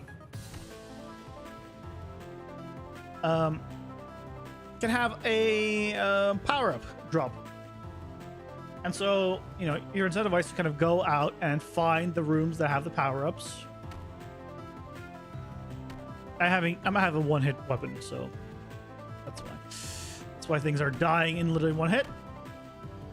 I killed them, so there's like a meta progression item. I picked that up, and there is like one of the items I like retains between runs. So, and then you go through, and then you beat the boss, and then you load into the next level, and then you continue on, etc. And each level is supposed to get harder. If I had, right, this all open, and right now, I've cleared this room, so I can jump between rooms. So if I want to, I could go here. But now that I'm here, the door is locked. I can't jump out until I clear this room. Okay? So I'm stuck in here. Once I clear the room, I can go wherever I want. Now, if I had it open, where I can go anywhere I want, I need a way of dropping all those like meta items and things of that nature that's consistent to some degree, where I can control how much you get in the first level, how much you get in the second level. Not the meta items, that doesn't matter as much, but like in general, like power-ups. Like how strong can you get when clearing the first level and getting to the boss? Like what is your strength? You can choose not to pick them up, but that's on you. That's not on the game. So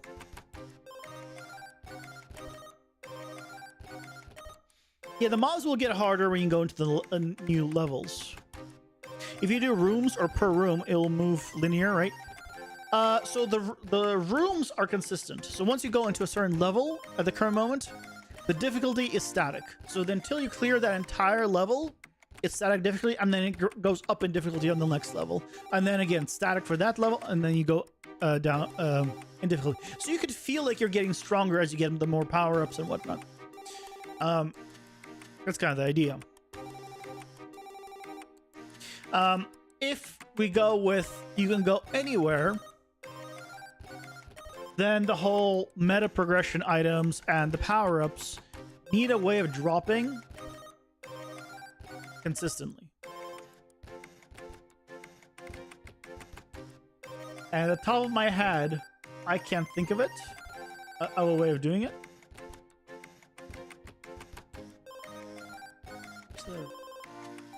Oh, I clicked destroy now. So as really cool as this is, I don't know a way of doing it. So I might stick with the room thing, which is the original idea. But it's a thought I just had, where what if I had it not room-based? What about it being repetitive each room? Will it make it more interesting? Will it need to be added? What do you mean being repetitive each room?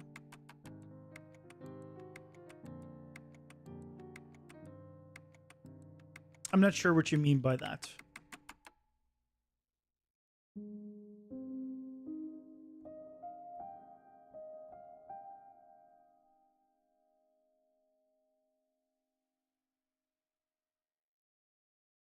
So you can get more powerful, like if I go back to that. Like here's like a bunch of power-ups I have, and they all work together.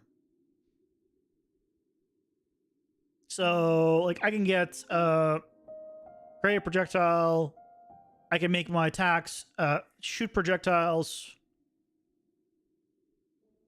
and now all of a sudden my attack shoots projectiles.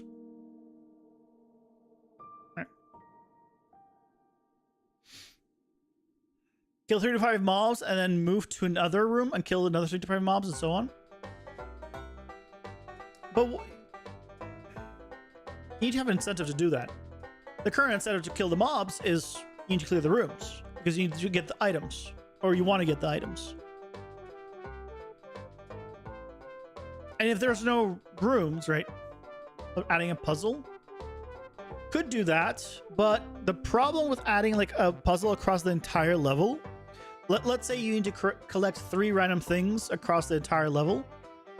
The levels can be pretty big, and that means you can clear an area, miss the one item, and then have to backtrack. I want to avoid backtracking. Like, if you choose to yourself to backtrack, you can backtrack. But I want to avoid intentional like design backtrack.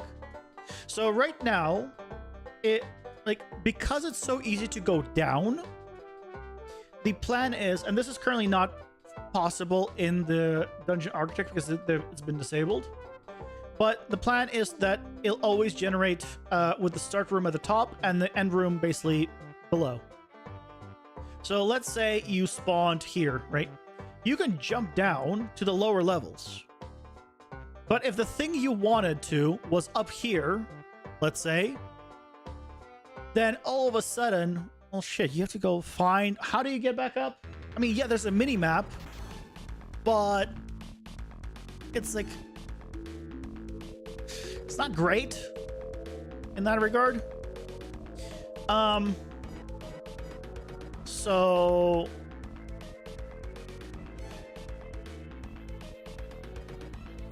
Backtracking in open world is easy, but backtracking in closed rooms is kind of hard. Yeah, and this is... I mean, this is backtracking in a maze, effectively.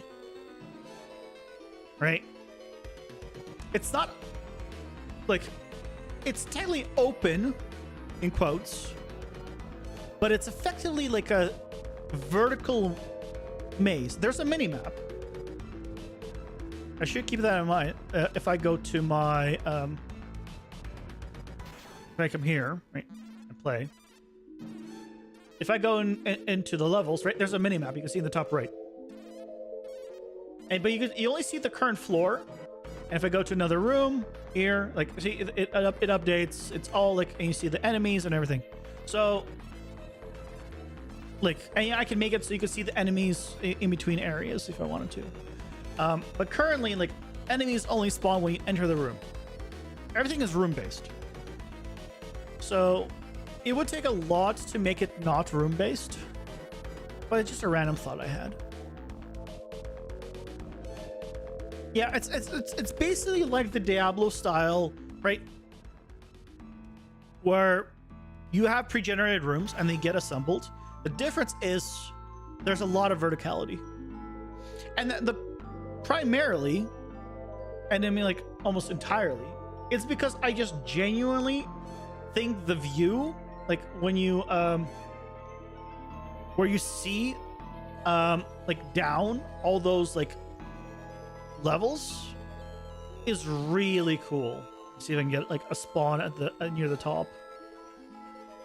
Yeah, so like right, seeing that below down there, and if you had one that's even higher, like more variations, it'd be even better. Like seeing this, I mean, like I can go there right now, I think is really cool.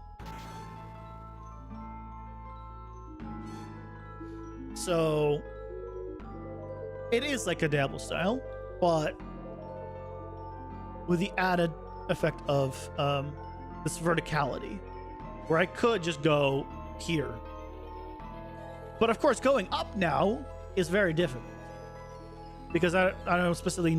Like, so I really like this verticality.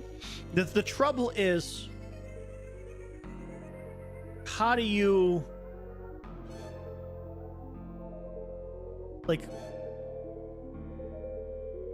how do you do it? Now, another idea is you could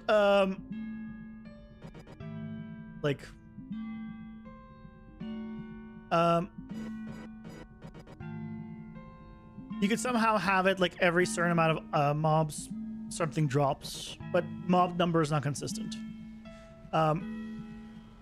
You could also have it that just depending on how far you get in the run, in general, you get like certain unlocks, and then you get more unlocks the further you go, or the more like how much percentage of the area you cleared or something, you know. It's a long thought process, but will I be doing respawns? So the idea, it's a roguelike. So once you die for that run, and then you have to restart. It's like Binding of Isaac, you know, Hades, Dead Cells, It's like it's a roguelike. So you can find items currently that will that you can use to upgrade your stats for the future runs. So you get more powerful as the more you play. But yeah, you're not. There is like one of the power ups is effectively a second life, last stand. If you take lethal damage instead of gain 5 seconds of invulnerability and set health to 25%. So you get like a quote unquote a revive or a respawn in that regard, but that's it.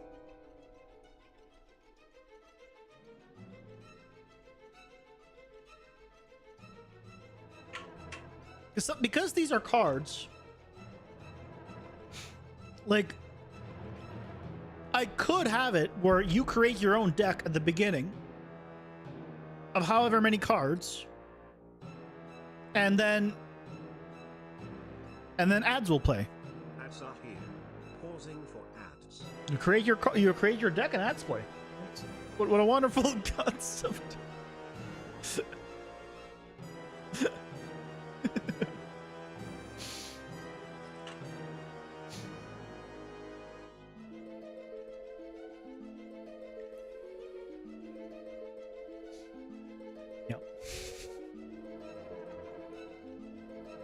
What's the limit? Limited on what specifically?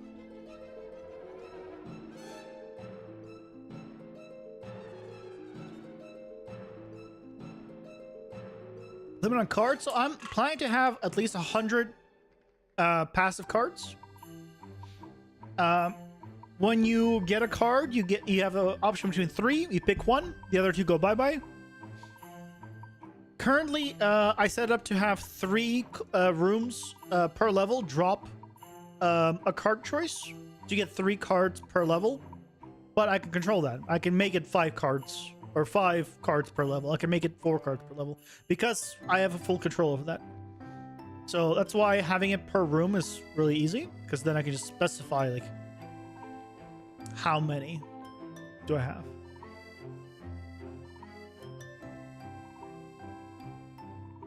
Yeah.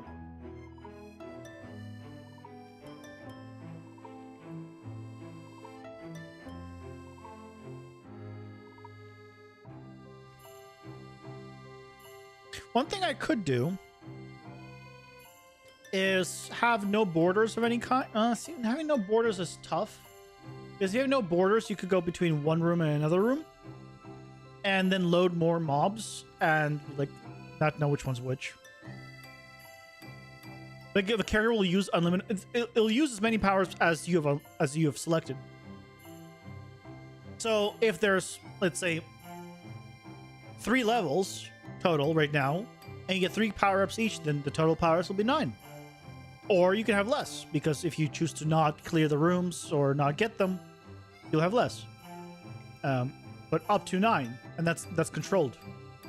So I can set the power assuming they have 9 power-ups. Right.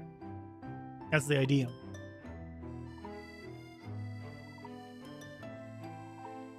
So. Yeah. Just, thoughts. But I think this is better. Yeah.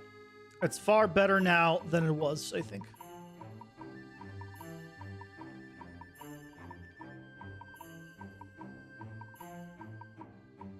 You can play with it and see the best fun. Yeah, that's the thing. Is the way I judge it is it fun to play? Right? And I think having the room thing is good. So the current one is I'm locked in the room and I can't move, but it's like invisible walls. And it's hard to tell like when they're down, when they're up. And so the doors will go away. In the new version, the doors will go away. There'll be no more doors. And the plan is when I enter a room, effectively like themed walls will come up to lock you in that room. And then once you clear that themed room, it'll come back down. So if it's like this, the theme of this level is like a cave or underground area, maybe rocks will come up around it to keep you in. So, things like that. And then what I can do is actually have rocks come out around the room, and then maybe like all of these areas in here will be transformed into like pitfalls, where if you fall down there, then you die. And same thing, if you push enemies in, then you die. So I can kind of reuse like a bunch of this stuff. So it'll require some blueprint stuff, obviously, but I think it could work. So probably room based is where it's gonna be. Still, again, just a random thought I had. Like, well, look at it. What if it wasn't? But I'm not thinking of a good way of it not being room based.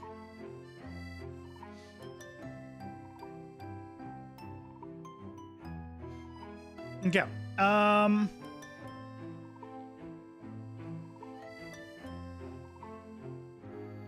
What other shape room can we do?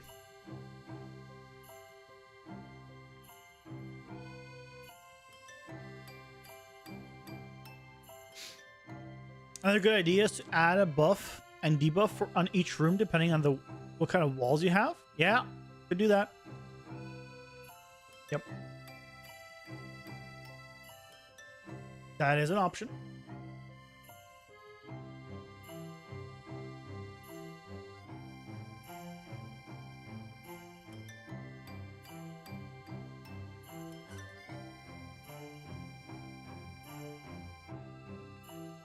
I mean, that's just the corner room.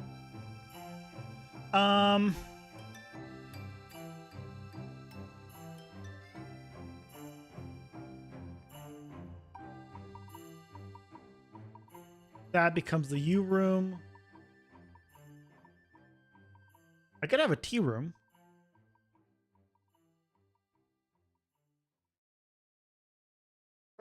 I noticed that you work with only squares. What about round maps? So this is just block out. Right? I'm not planning to have it all just be squares. This is just purely because I'm just using a very basic shapes for block out. That's it. No other reason. It might not be squares in the end. Like, it might be very curved. I might have like a railing here that's like a curved railing or something. But like for like just basic blocking out, squares are fine. I don't need to show it as a circle. Like, I can have this be like a weird, like, organic shape in the end. Instead of this straight thing, I could have it like be like a little jaggedy or like have parts stick out and whatnot. But for just a block out, I think this is more than fine. T's not great.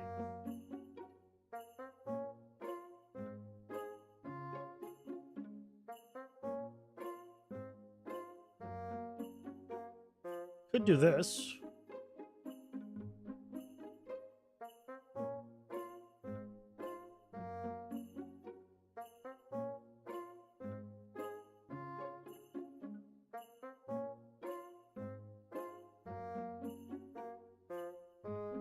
That's a different one.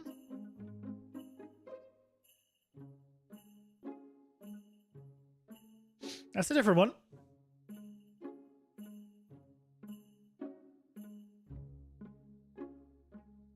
Star map? Oh, yeah, a star map.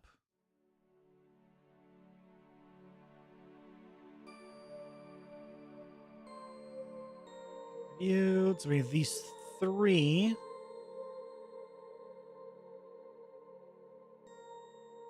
And this is going to be J room.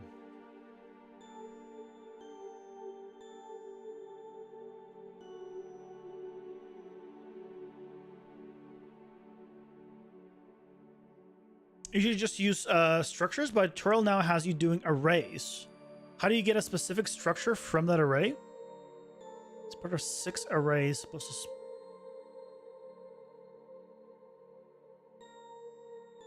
to. An array can be an array of structures, or you can have structure, or you can have arrays in a structure. If you're trying to find something specific in an array, it's no different whether it's a structure or an integer. There's no difference there. So I'm not quite sure I understand fully.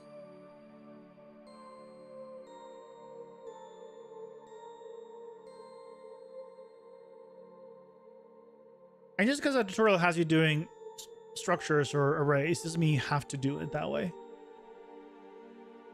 Right? You can just figure out what they're doing, why they're doing it, and then do like modify it for your needs. A lot of times, even in my own tutorials, I will not do the most optimal thing or the most organized thing or the proper way of doing it. I will just do what is needed for that tutorial. Because if I did the 20 other steps that are needed or you should look out for, it'll be like a 2-hour tutorial and no one's going to watch it. It's an array of 6 structures, but you're trying to get the first 3 creature structures from it. I'm using for each loop with break. Why do you need a for each loop? If you're trying to get the first 3, then just do a for loop starting at 0, ending at 2, and just use a get of that array and get that index, and it'll get the first 3. And then you can do whatever you want with them.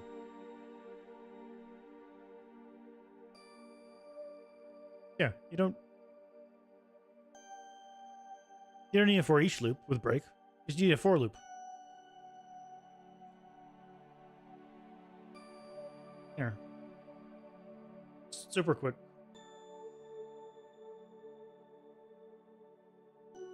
Right, if I have a variable, it's an array. Right. I just need a for loop. And it's going to go from 0 to the whatever value I want minus 1. So if I want to go from 1 to 3, basically for the first 3 objects, I go 0 to 2. And then here, I can do a get. And then I get this index. And then I do whatever I want with it. So every time it does it, it gets that index. And now I can do whatever I want with it. So I only got the first 3. I don't need to break anything. I don't need to do anything else. There. First 3.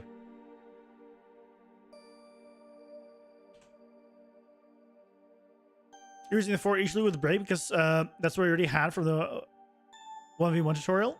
Yeah, do it this way. It's easier.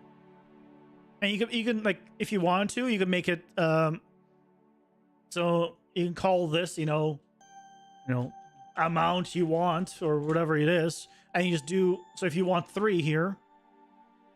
Right, if you want 3, this minus 1 is your last index. Ta-da! How do you single one of those 3? I mean, if you want to get a random one, I mean, then you don't even need this. If you want like a random one between the thing, then just do random integer in range. And you want to go between 0 and 2. Or 0 and your amount you want. And then get it. You don't need a loop at all then. That's it. This gets you the one of the 3. Ta-da. Naming convention messed you up. You thought the index was the creature index, not the array. No, yeah, this is the index of the array. Index is always usually of an array or of something. So it's either for a loop or index of a loop or index of an array or, whatever it is. Yeah, an array is just, right, as you add things, index, it says index, right? If I add like a bunch, you can see it's index 0 to 5. So yeah, no need for the entire for loop with break for something like that. There are times where you want to, but if you're specifically wanting to get like the first ones of something, then it's super simple. It's if you want to get like, if you want to look through each one of them and see which one had something specific, and then make a list of which one those are, and then then you can do a for loop for each loop to see which ones have it, filter those out, and then you can go ahead and then do whatever it is afterwards, right? But then that's an entirely separate thing. If you just need the first ones, so much easier just breaking structures. Yeah, depending on what you need. Yeah, yeah. Hopefully that helps. I don't know why it's like force delete. I don't even have it open. Why is it force delete? Oh dear. Whatever. It does? Okay. Good.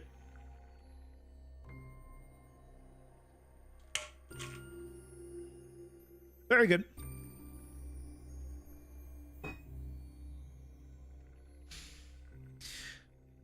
Yeah. So we made the J room. Let's make the J room vertical.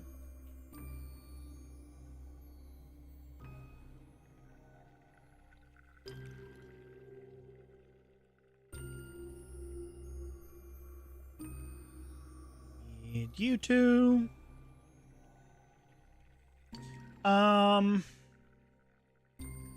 So entrance is here. So I'd want to have this be here.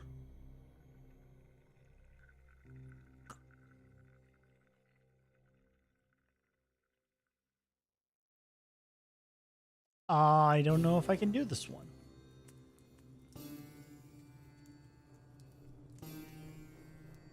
Yeah, I wouldn't be able to do this one.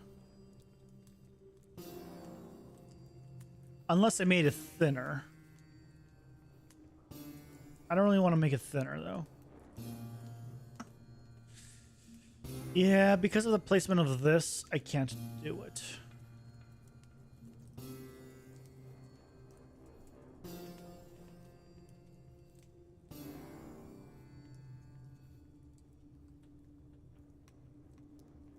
Is there a way I could do it? I can make the... No, I can't make the stairs this way. Because then this is too thin. And then run against them. My levels are becoming every letter of the alphabet. Give it S and J. As a type designer, you approve. I mean, yeah, that's basically how I'm doing it. Because I'm just working with, like, you know, sections. I'm basically divided into, like, a 3x3 grid. And then I'm just making effectively letters with them. Because it's just simple. Because I don't want to make like super thin areas and make this like overly complicated, right? As just like a blocking phase, because then you need to be able to move around and have enemies around you and stuff, right? So yeah, that still needs to all happen.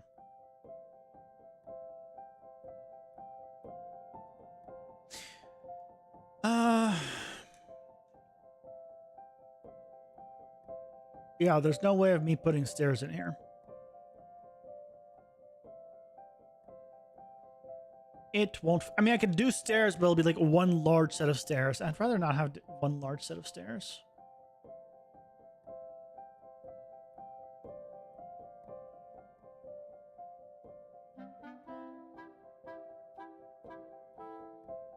Because it's just the one large set of stairs. This doesn't look good.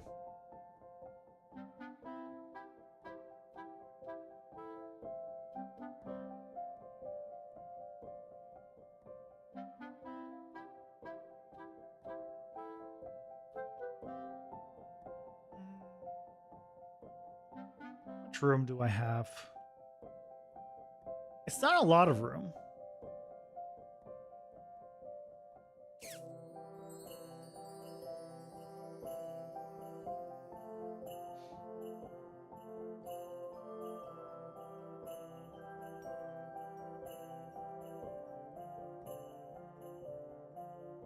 I mean, let's try it. Let's see what it looks like, at least.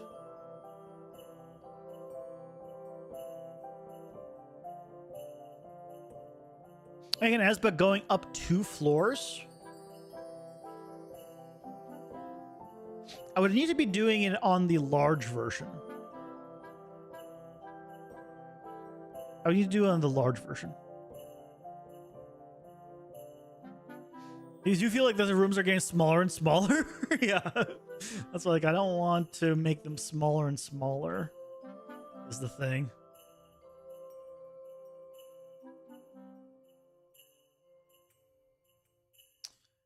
I don't. But let's see it. I mean, maybe it'll be okay.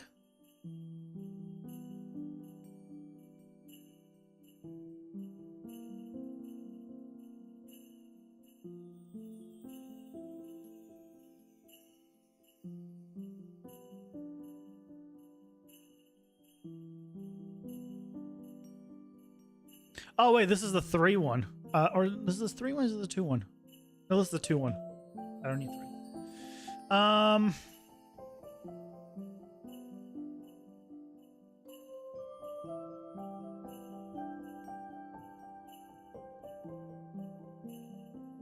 Hey, this is a good amount of area. I mean, it's narrow, but it's not that narrow.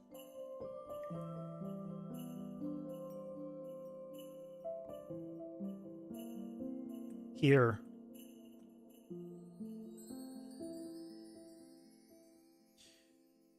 If I'm not gonna have doors, though,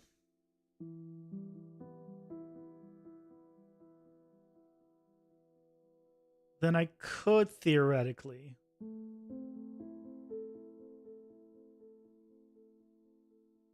do this.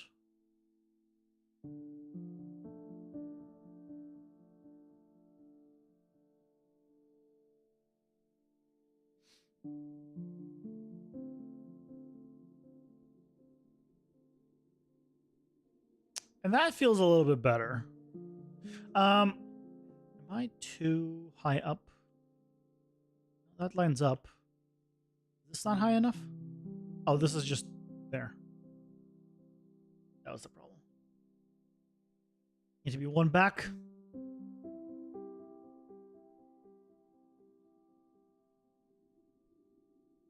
Like, there's areas where in my current dungeon setup that this is like more width than I have.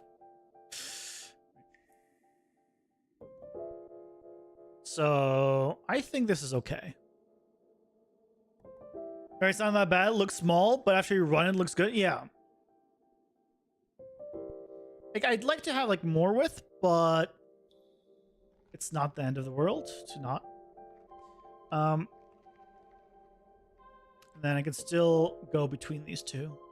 Down. Yeah, let's do that. That'll be fine. Let's remove you.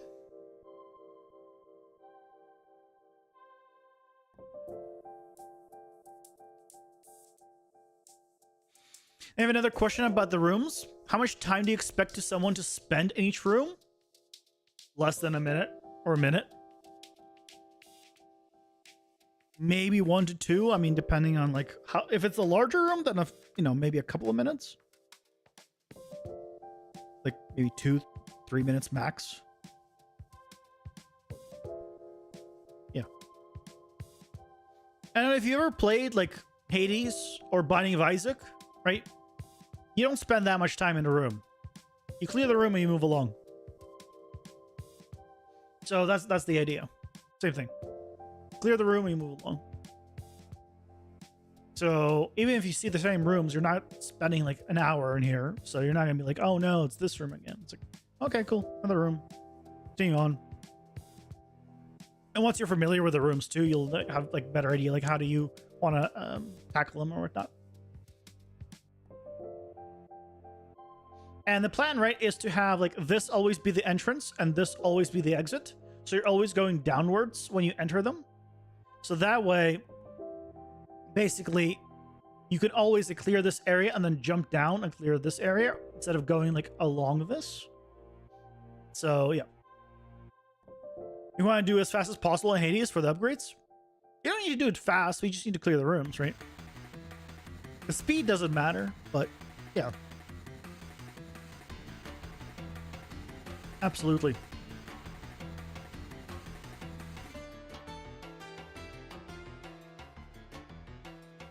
Yeah.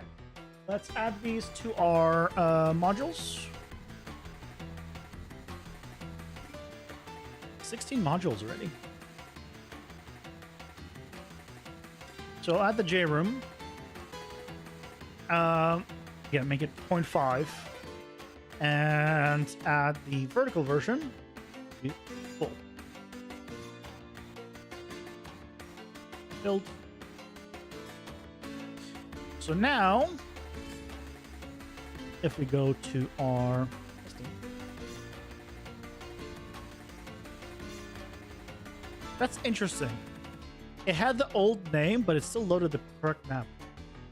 Huh.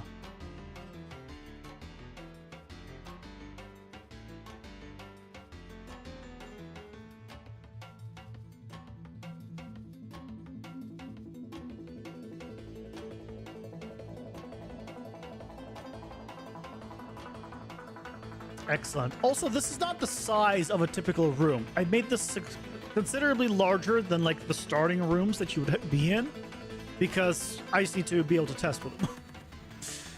The original like starting rooms would probably be considerably smaller. But we're starting to get more verticality, which is good.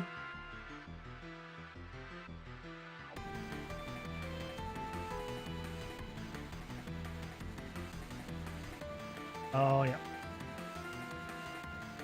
That's what I want. I want, like, this verticality. I don't want to have, like, a lot of the just completely flat areas. It's fine to have them. I just want to have not as many of them.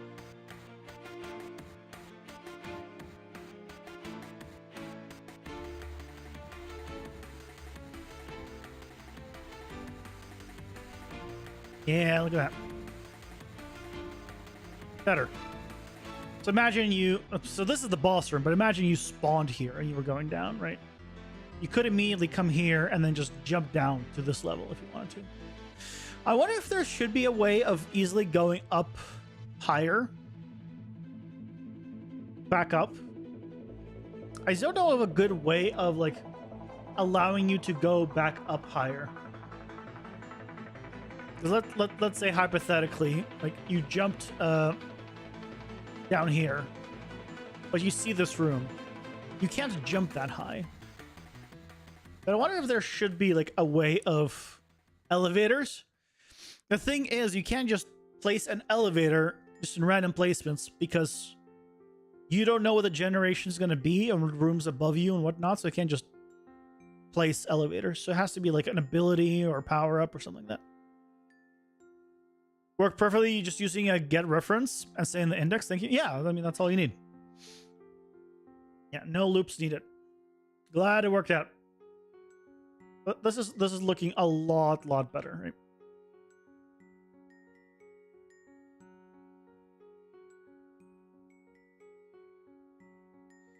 So it's possible I could do like a power up that gives you like a super jump using the hold, and then that allows you to like jump considerably higher. It could be a power up, which does have benefits. It add elevators on the outside. Problem is you don't know where the outside is. Because this is all procedurally like assembled, right? It's not like I know that there's specifically a... I mean, wherever there's not a connection, I could put an elevator. But there are scenarios where it doesn't make sense to have an elevator, like here. Right? Elevator to where?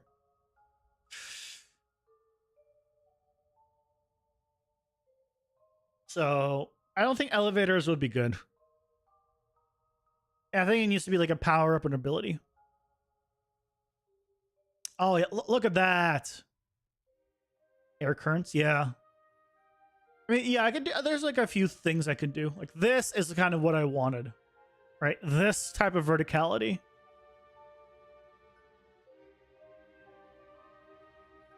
Jumping up, how does seawall be up? Well, that's the thing. You can't see what's up above. Unless it's like not a big jump. right? So right now, also, if I play,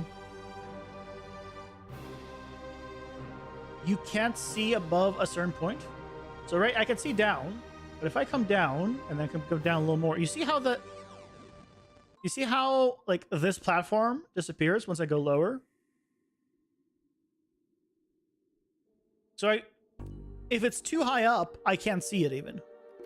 And that's intentional because what if you have, right, because of the way it's generated, if you have rooms above you, then you can't see because it blocks the camera. So basically, at a certain height, right, you can't see it. So you just need to be able to jump basically this distance. And you see that the door disappears and reappears. This is the only distance you need to do. So I think like having a power up that's maybe like a super jump, I think that'll be enough. Ads are here. Pausing for ads. It reminds you of some kind of bank robbery building overview map plan? What kind of banks are you looking at?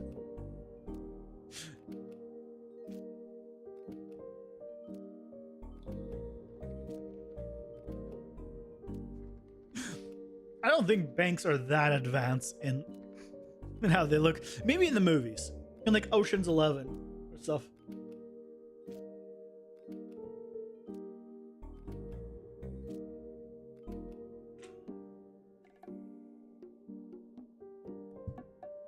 Yeah, I think we'll do a power up.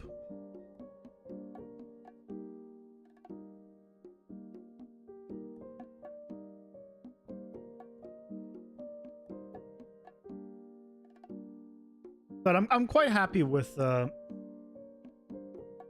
these upgrades.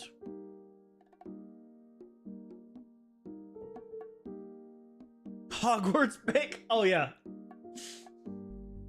There you go.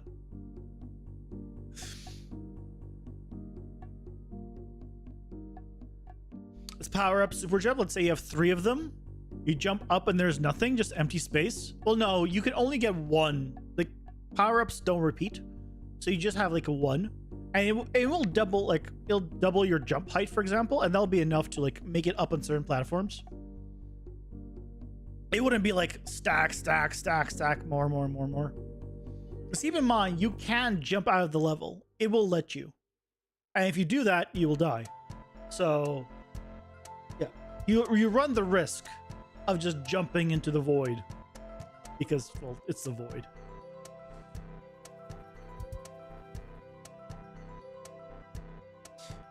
But let me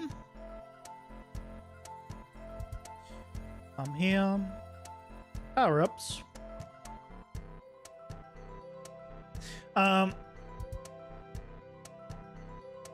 do I keep hitting caps lock today? Super jump. Double jump height to reach above platforms. Double, and then I'm just gonna do like a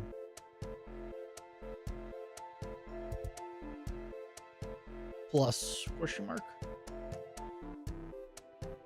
So it's like double or more, depending, maybe triple. I don't know. You know, just to make sure that I can get up on new platforms potentially with a power up. But another thing I've been just generally thinking about is like I'm building a deck in a sense. There are cards. Yes, they're power-ups and they don't, not necessarily cards. I could change the look of them to not be cards. But if they are cards, what if you built the deck? And if so, how would that work? That's another thing I've just been thinking about. There's the actual layout. They just added the roller coaster for fun to make you think it's bigger.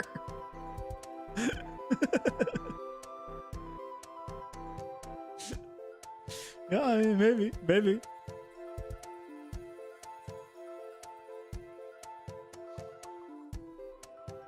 Oh, yeah.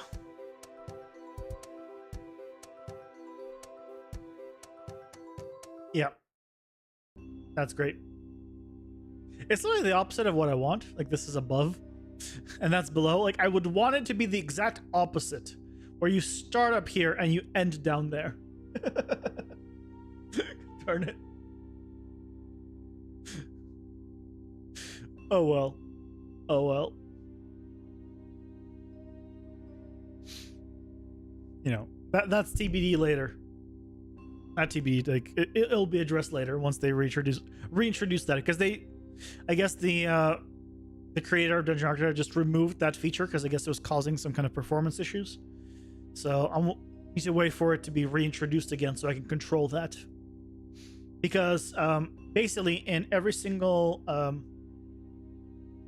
level, like if I doesn't matter which one I live. Let's see. So these connections are basically possible like connections between rooms where doors can happen, of course, if you want to have doors. But in here, I have connection constraint. Magnet just connects to other magnets, but you can have like a male plug and a female plug, so males will only connect with females. So you can have it where you have to have a certain connection to another connection for it to even work. And the other one is module entrance and exit. And it's supposed to be where if, depending on the path from the start to the end, the entrance, you always go in the entrance and you always exit in the exit when going towards the boss or towards the end of the dungeon. Currently, they don't work. But yeah, once this entrance and exit works, then I could do, you know, I can make it so this is these are the entrance and these are the exit. So it'll always go like downwards. And then once that happens, once all my like vertical ones are always traveling downwards, then you know, we got it. We have it working. So, yeah.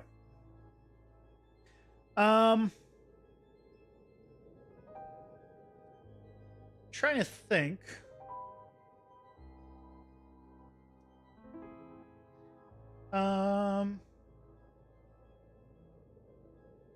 Looking at this, could I do a 3-toll?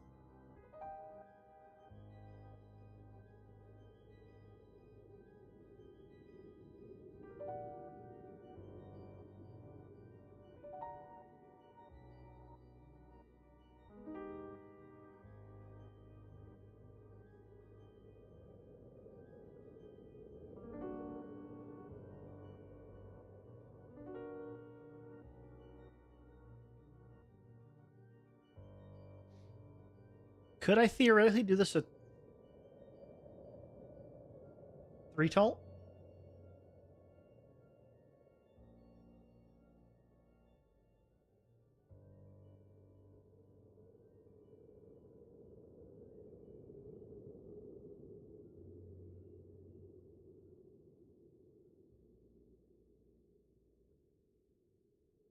Excuse me?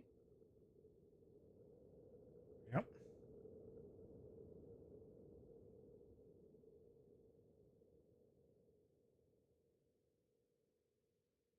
I mean, I'm just curious.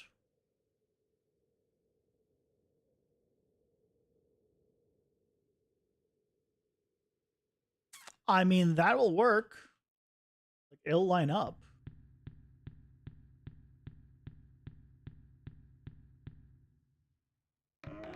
I need to make this one taller.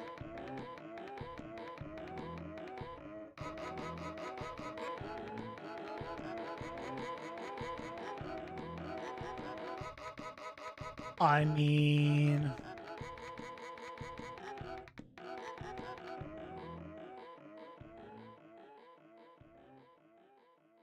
it'll work. Let's try this. This is an interesting one.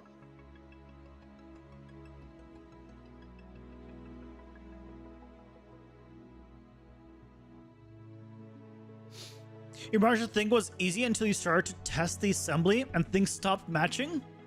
Oh no. So the easiest way, by the way, to when you're making it, make it immediately as instanced. So both Maya and Blender, I'm pretty sure, have the option to make instanced meshes, where if you modify one piece, it modifies another piece. So if you need to like create like a full building and you have like balconies on that, you need to make and you want to test it, make one balcony, instance it around, and then you can make sure, okay, it is going to work, and then you can place it like at the correct pivot point and in the, in origin, and then start reusing it. So, just a thought.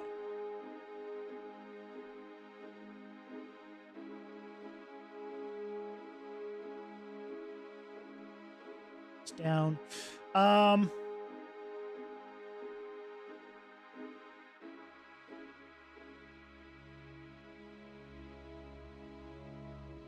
I didn't know it has instances.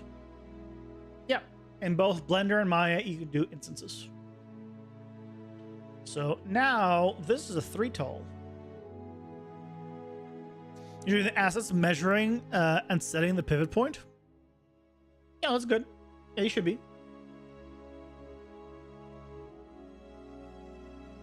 But just keep in mind, there's you can do it like instancing in 3D programs.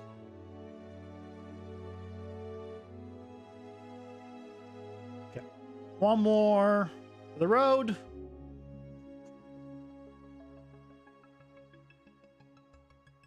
Bam. Chance of this is going to be 0.5. It's not going to be very often that this triple one is going to appear. The problem with the triple one is you need to clear the entire place. I'm also going to remove the ones from this floor. It's only going to be the bottom. It's just going to go up 3 levels.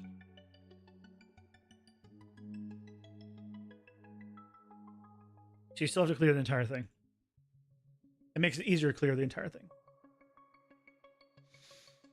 You didn't account for some wall thicknesses and small things like that, so that's why it happened. Once you have a little more practice, you'll remember to consider that stuff.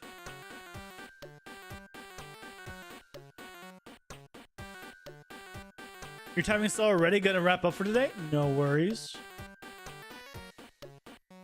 No worries. Yeah, we'll be wrapping up soon as well. Do I see this the triple high one? I don't, but I have an easier way of checking. If we go to the 3 tall one.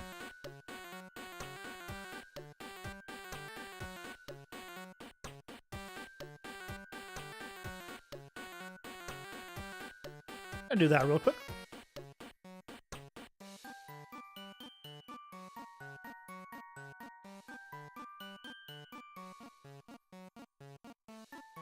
Just so we see if it's spawning. Oh, and it is right there. Yeah, I think that works. You know what? I think that works, and I think it does help. There's another one there. It does not seem out of place. I think we go with it. And it's a big one, too.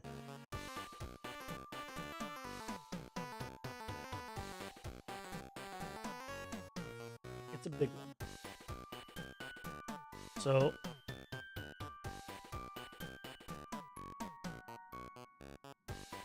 because it's a big level, I mean, that's one thing that might be a little too big. It might be a little too big of a level, because you see how big this is? Oh, it's shadowed because of the light. Right. I mean, it's okay, but it's a pretty big level to clear. This is like one of those, like, shouldn't happen very often, but maybe it's like one of the larger levels. I should have it drop more or less things. That's a thought, but that's a thought for another time. But yeah, I think we did good. I think we did good.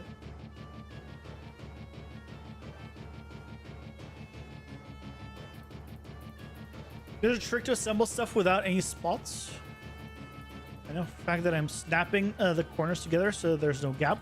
Oh, you see something? Is it just the viewport? I mean, yeah, just turn on snapping right here. So you want to build your stuff on a grid where when you like create something, just keep in mind your spacing. So don't make it so like an object is like 36.3 units wide. Make it 35. And then you could snap it on 5 increment, or make it all in, you know, in 10 increments, right? You want to just create it on a grid. Think of a grid.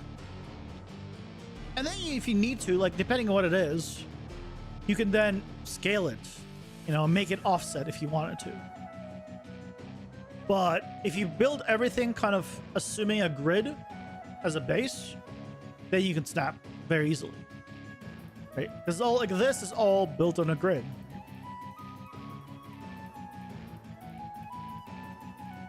So yeah, that'll help you tremendously. Feels like you can see where the walls, for example, get together. Yeah. So if you have like overlapping, that's the reason for that. You just need to make sure that your thing ends on a grid. I think it'll be fine. Yeah, I think for today,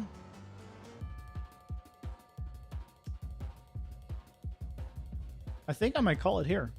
It's just a really good ending spot, and I think, yeah, this is like so much better than where it was. Like this is just substantially better in terms of like layout, where I'm like somewhat happy with. So I think we did good today. I think we did good. As a reminder, tomorrow I'm off. It's Saturday. Tomorrow I'll be recording the video for Sunday, editing it, and all that good stuff. So look out for that for Sunday. You know, showing how to use the BCG biomes with static meshes, so you can basically project your BCG biomes on top of those. It's a little bit janky in setup, but once it's set up, you know, it's good to go.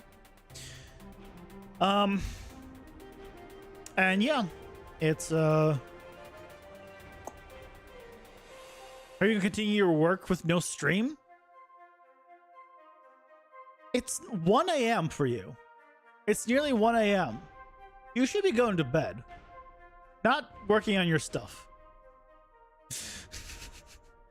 Just throwing that out there, you know.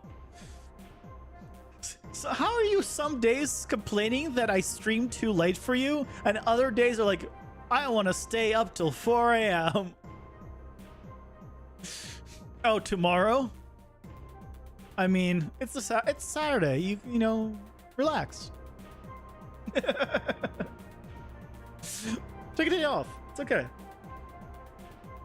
But yeah, thank you guys so much for joining me today. Back on Sunday. Sunday's game day, and actually, I don't know if you guys saw on the Discord, but I still need to install it.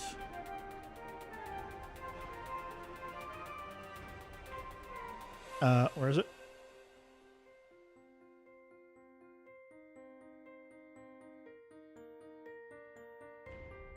Risk of Rain 2. I'm installing that. We're going to try that out. Never played it. Have not seen a single minute of gameplay. Know nothing about it. Pretty much, except it has like, it's a roguelike apparently with lots of like randomness. And people say very good things about it. So yeah, Sunday we'll be trying out Risk of Rain 2. And seeing you have 2,000 hours in it. Yep. Well, definitely I'll be taking some notes of what's good about it. So yeah, and this was in this month's Humble Bundle, or Humble Choice as it's called now, Humble Monthly. So got it. Came out during Brindeo. Oh, nice. Yeah, we'll be doing that on Sunday, and then, you know, back to game dev on Monday, as per usual. So thank you guys so much for joining me today. Hope to see you guys on Sunday for game day. If not, see you guys Monday for some more fun and games. Or fun and games Sunday, I guess, for game dev Monday. Thank you guys for joining. Have a good one, guys. Take care.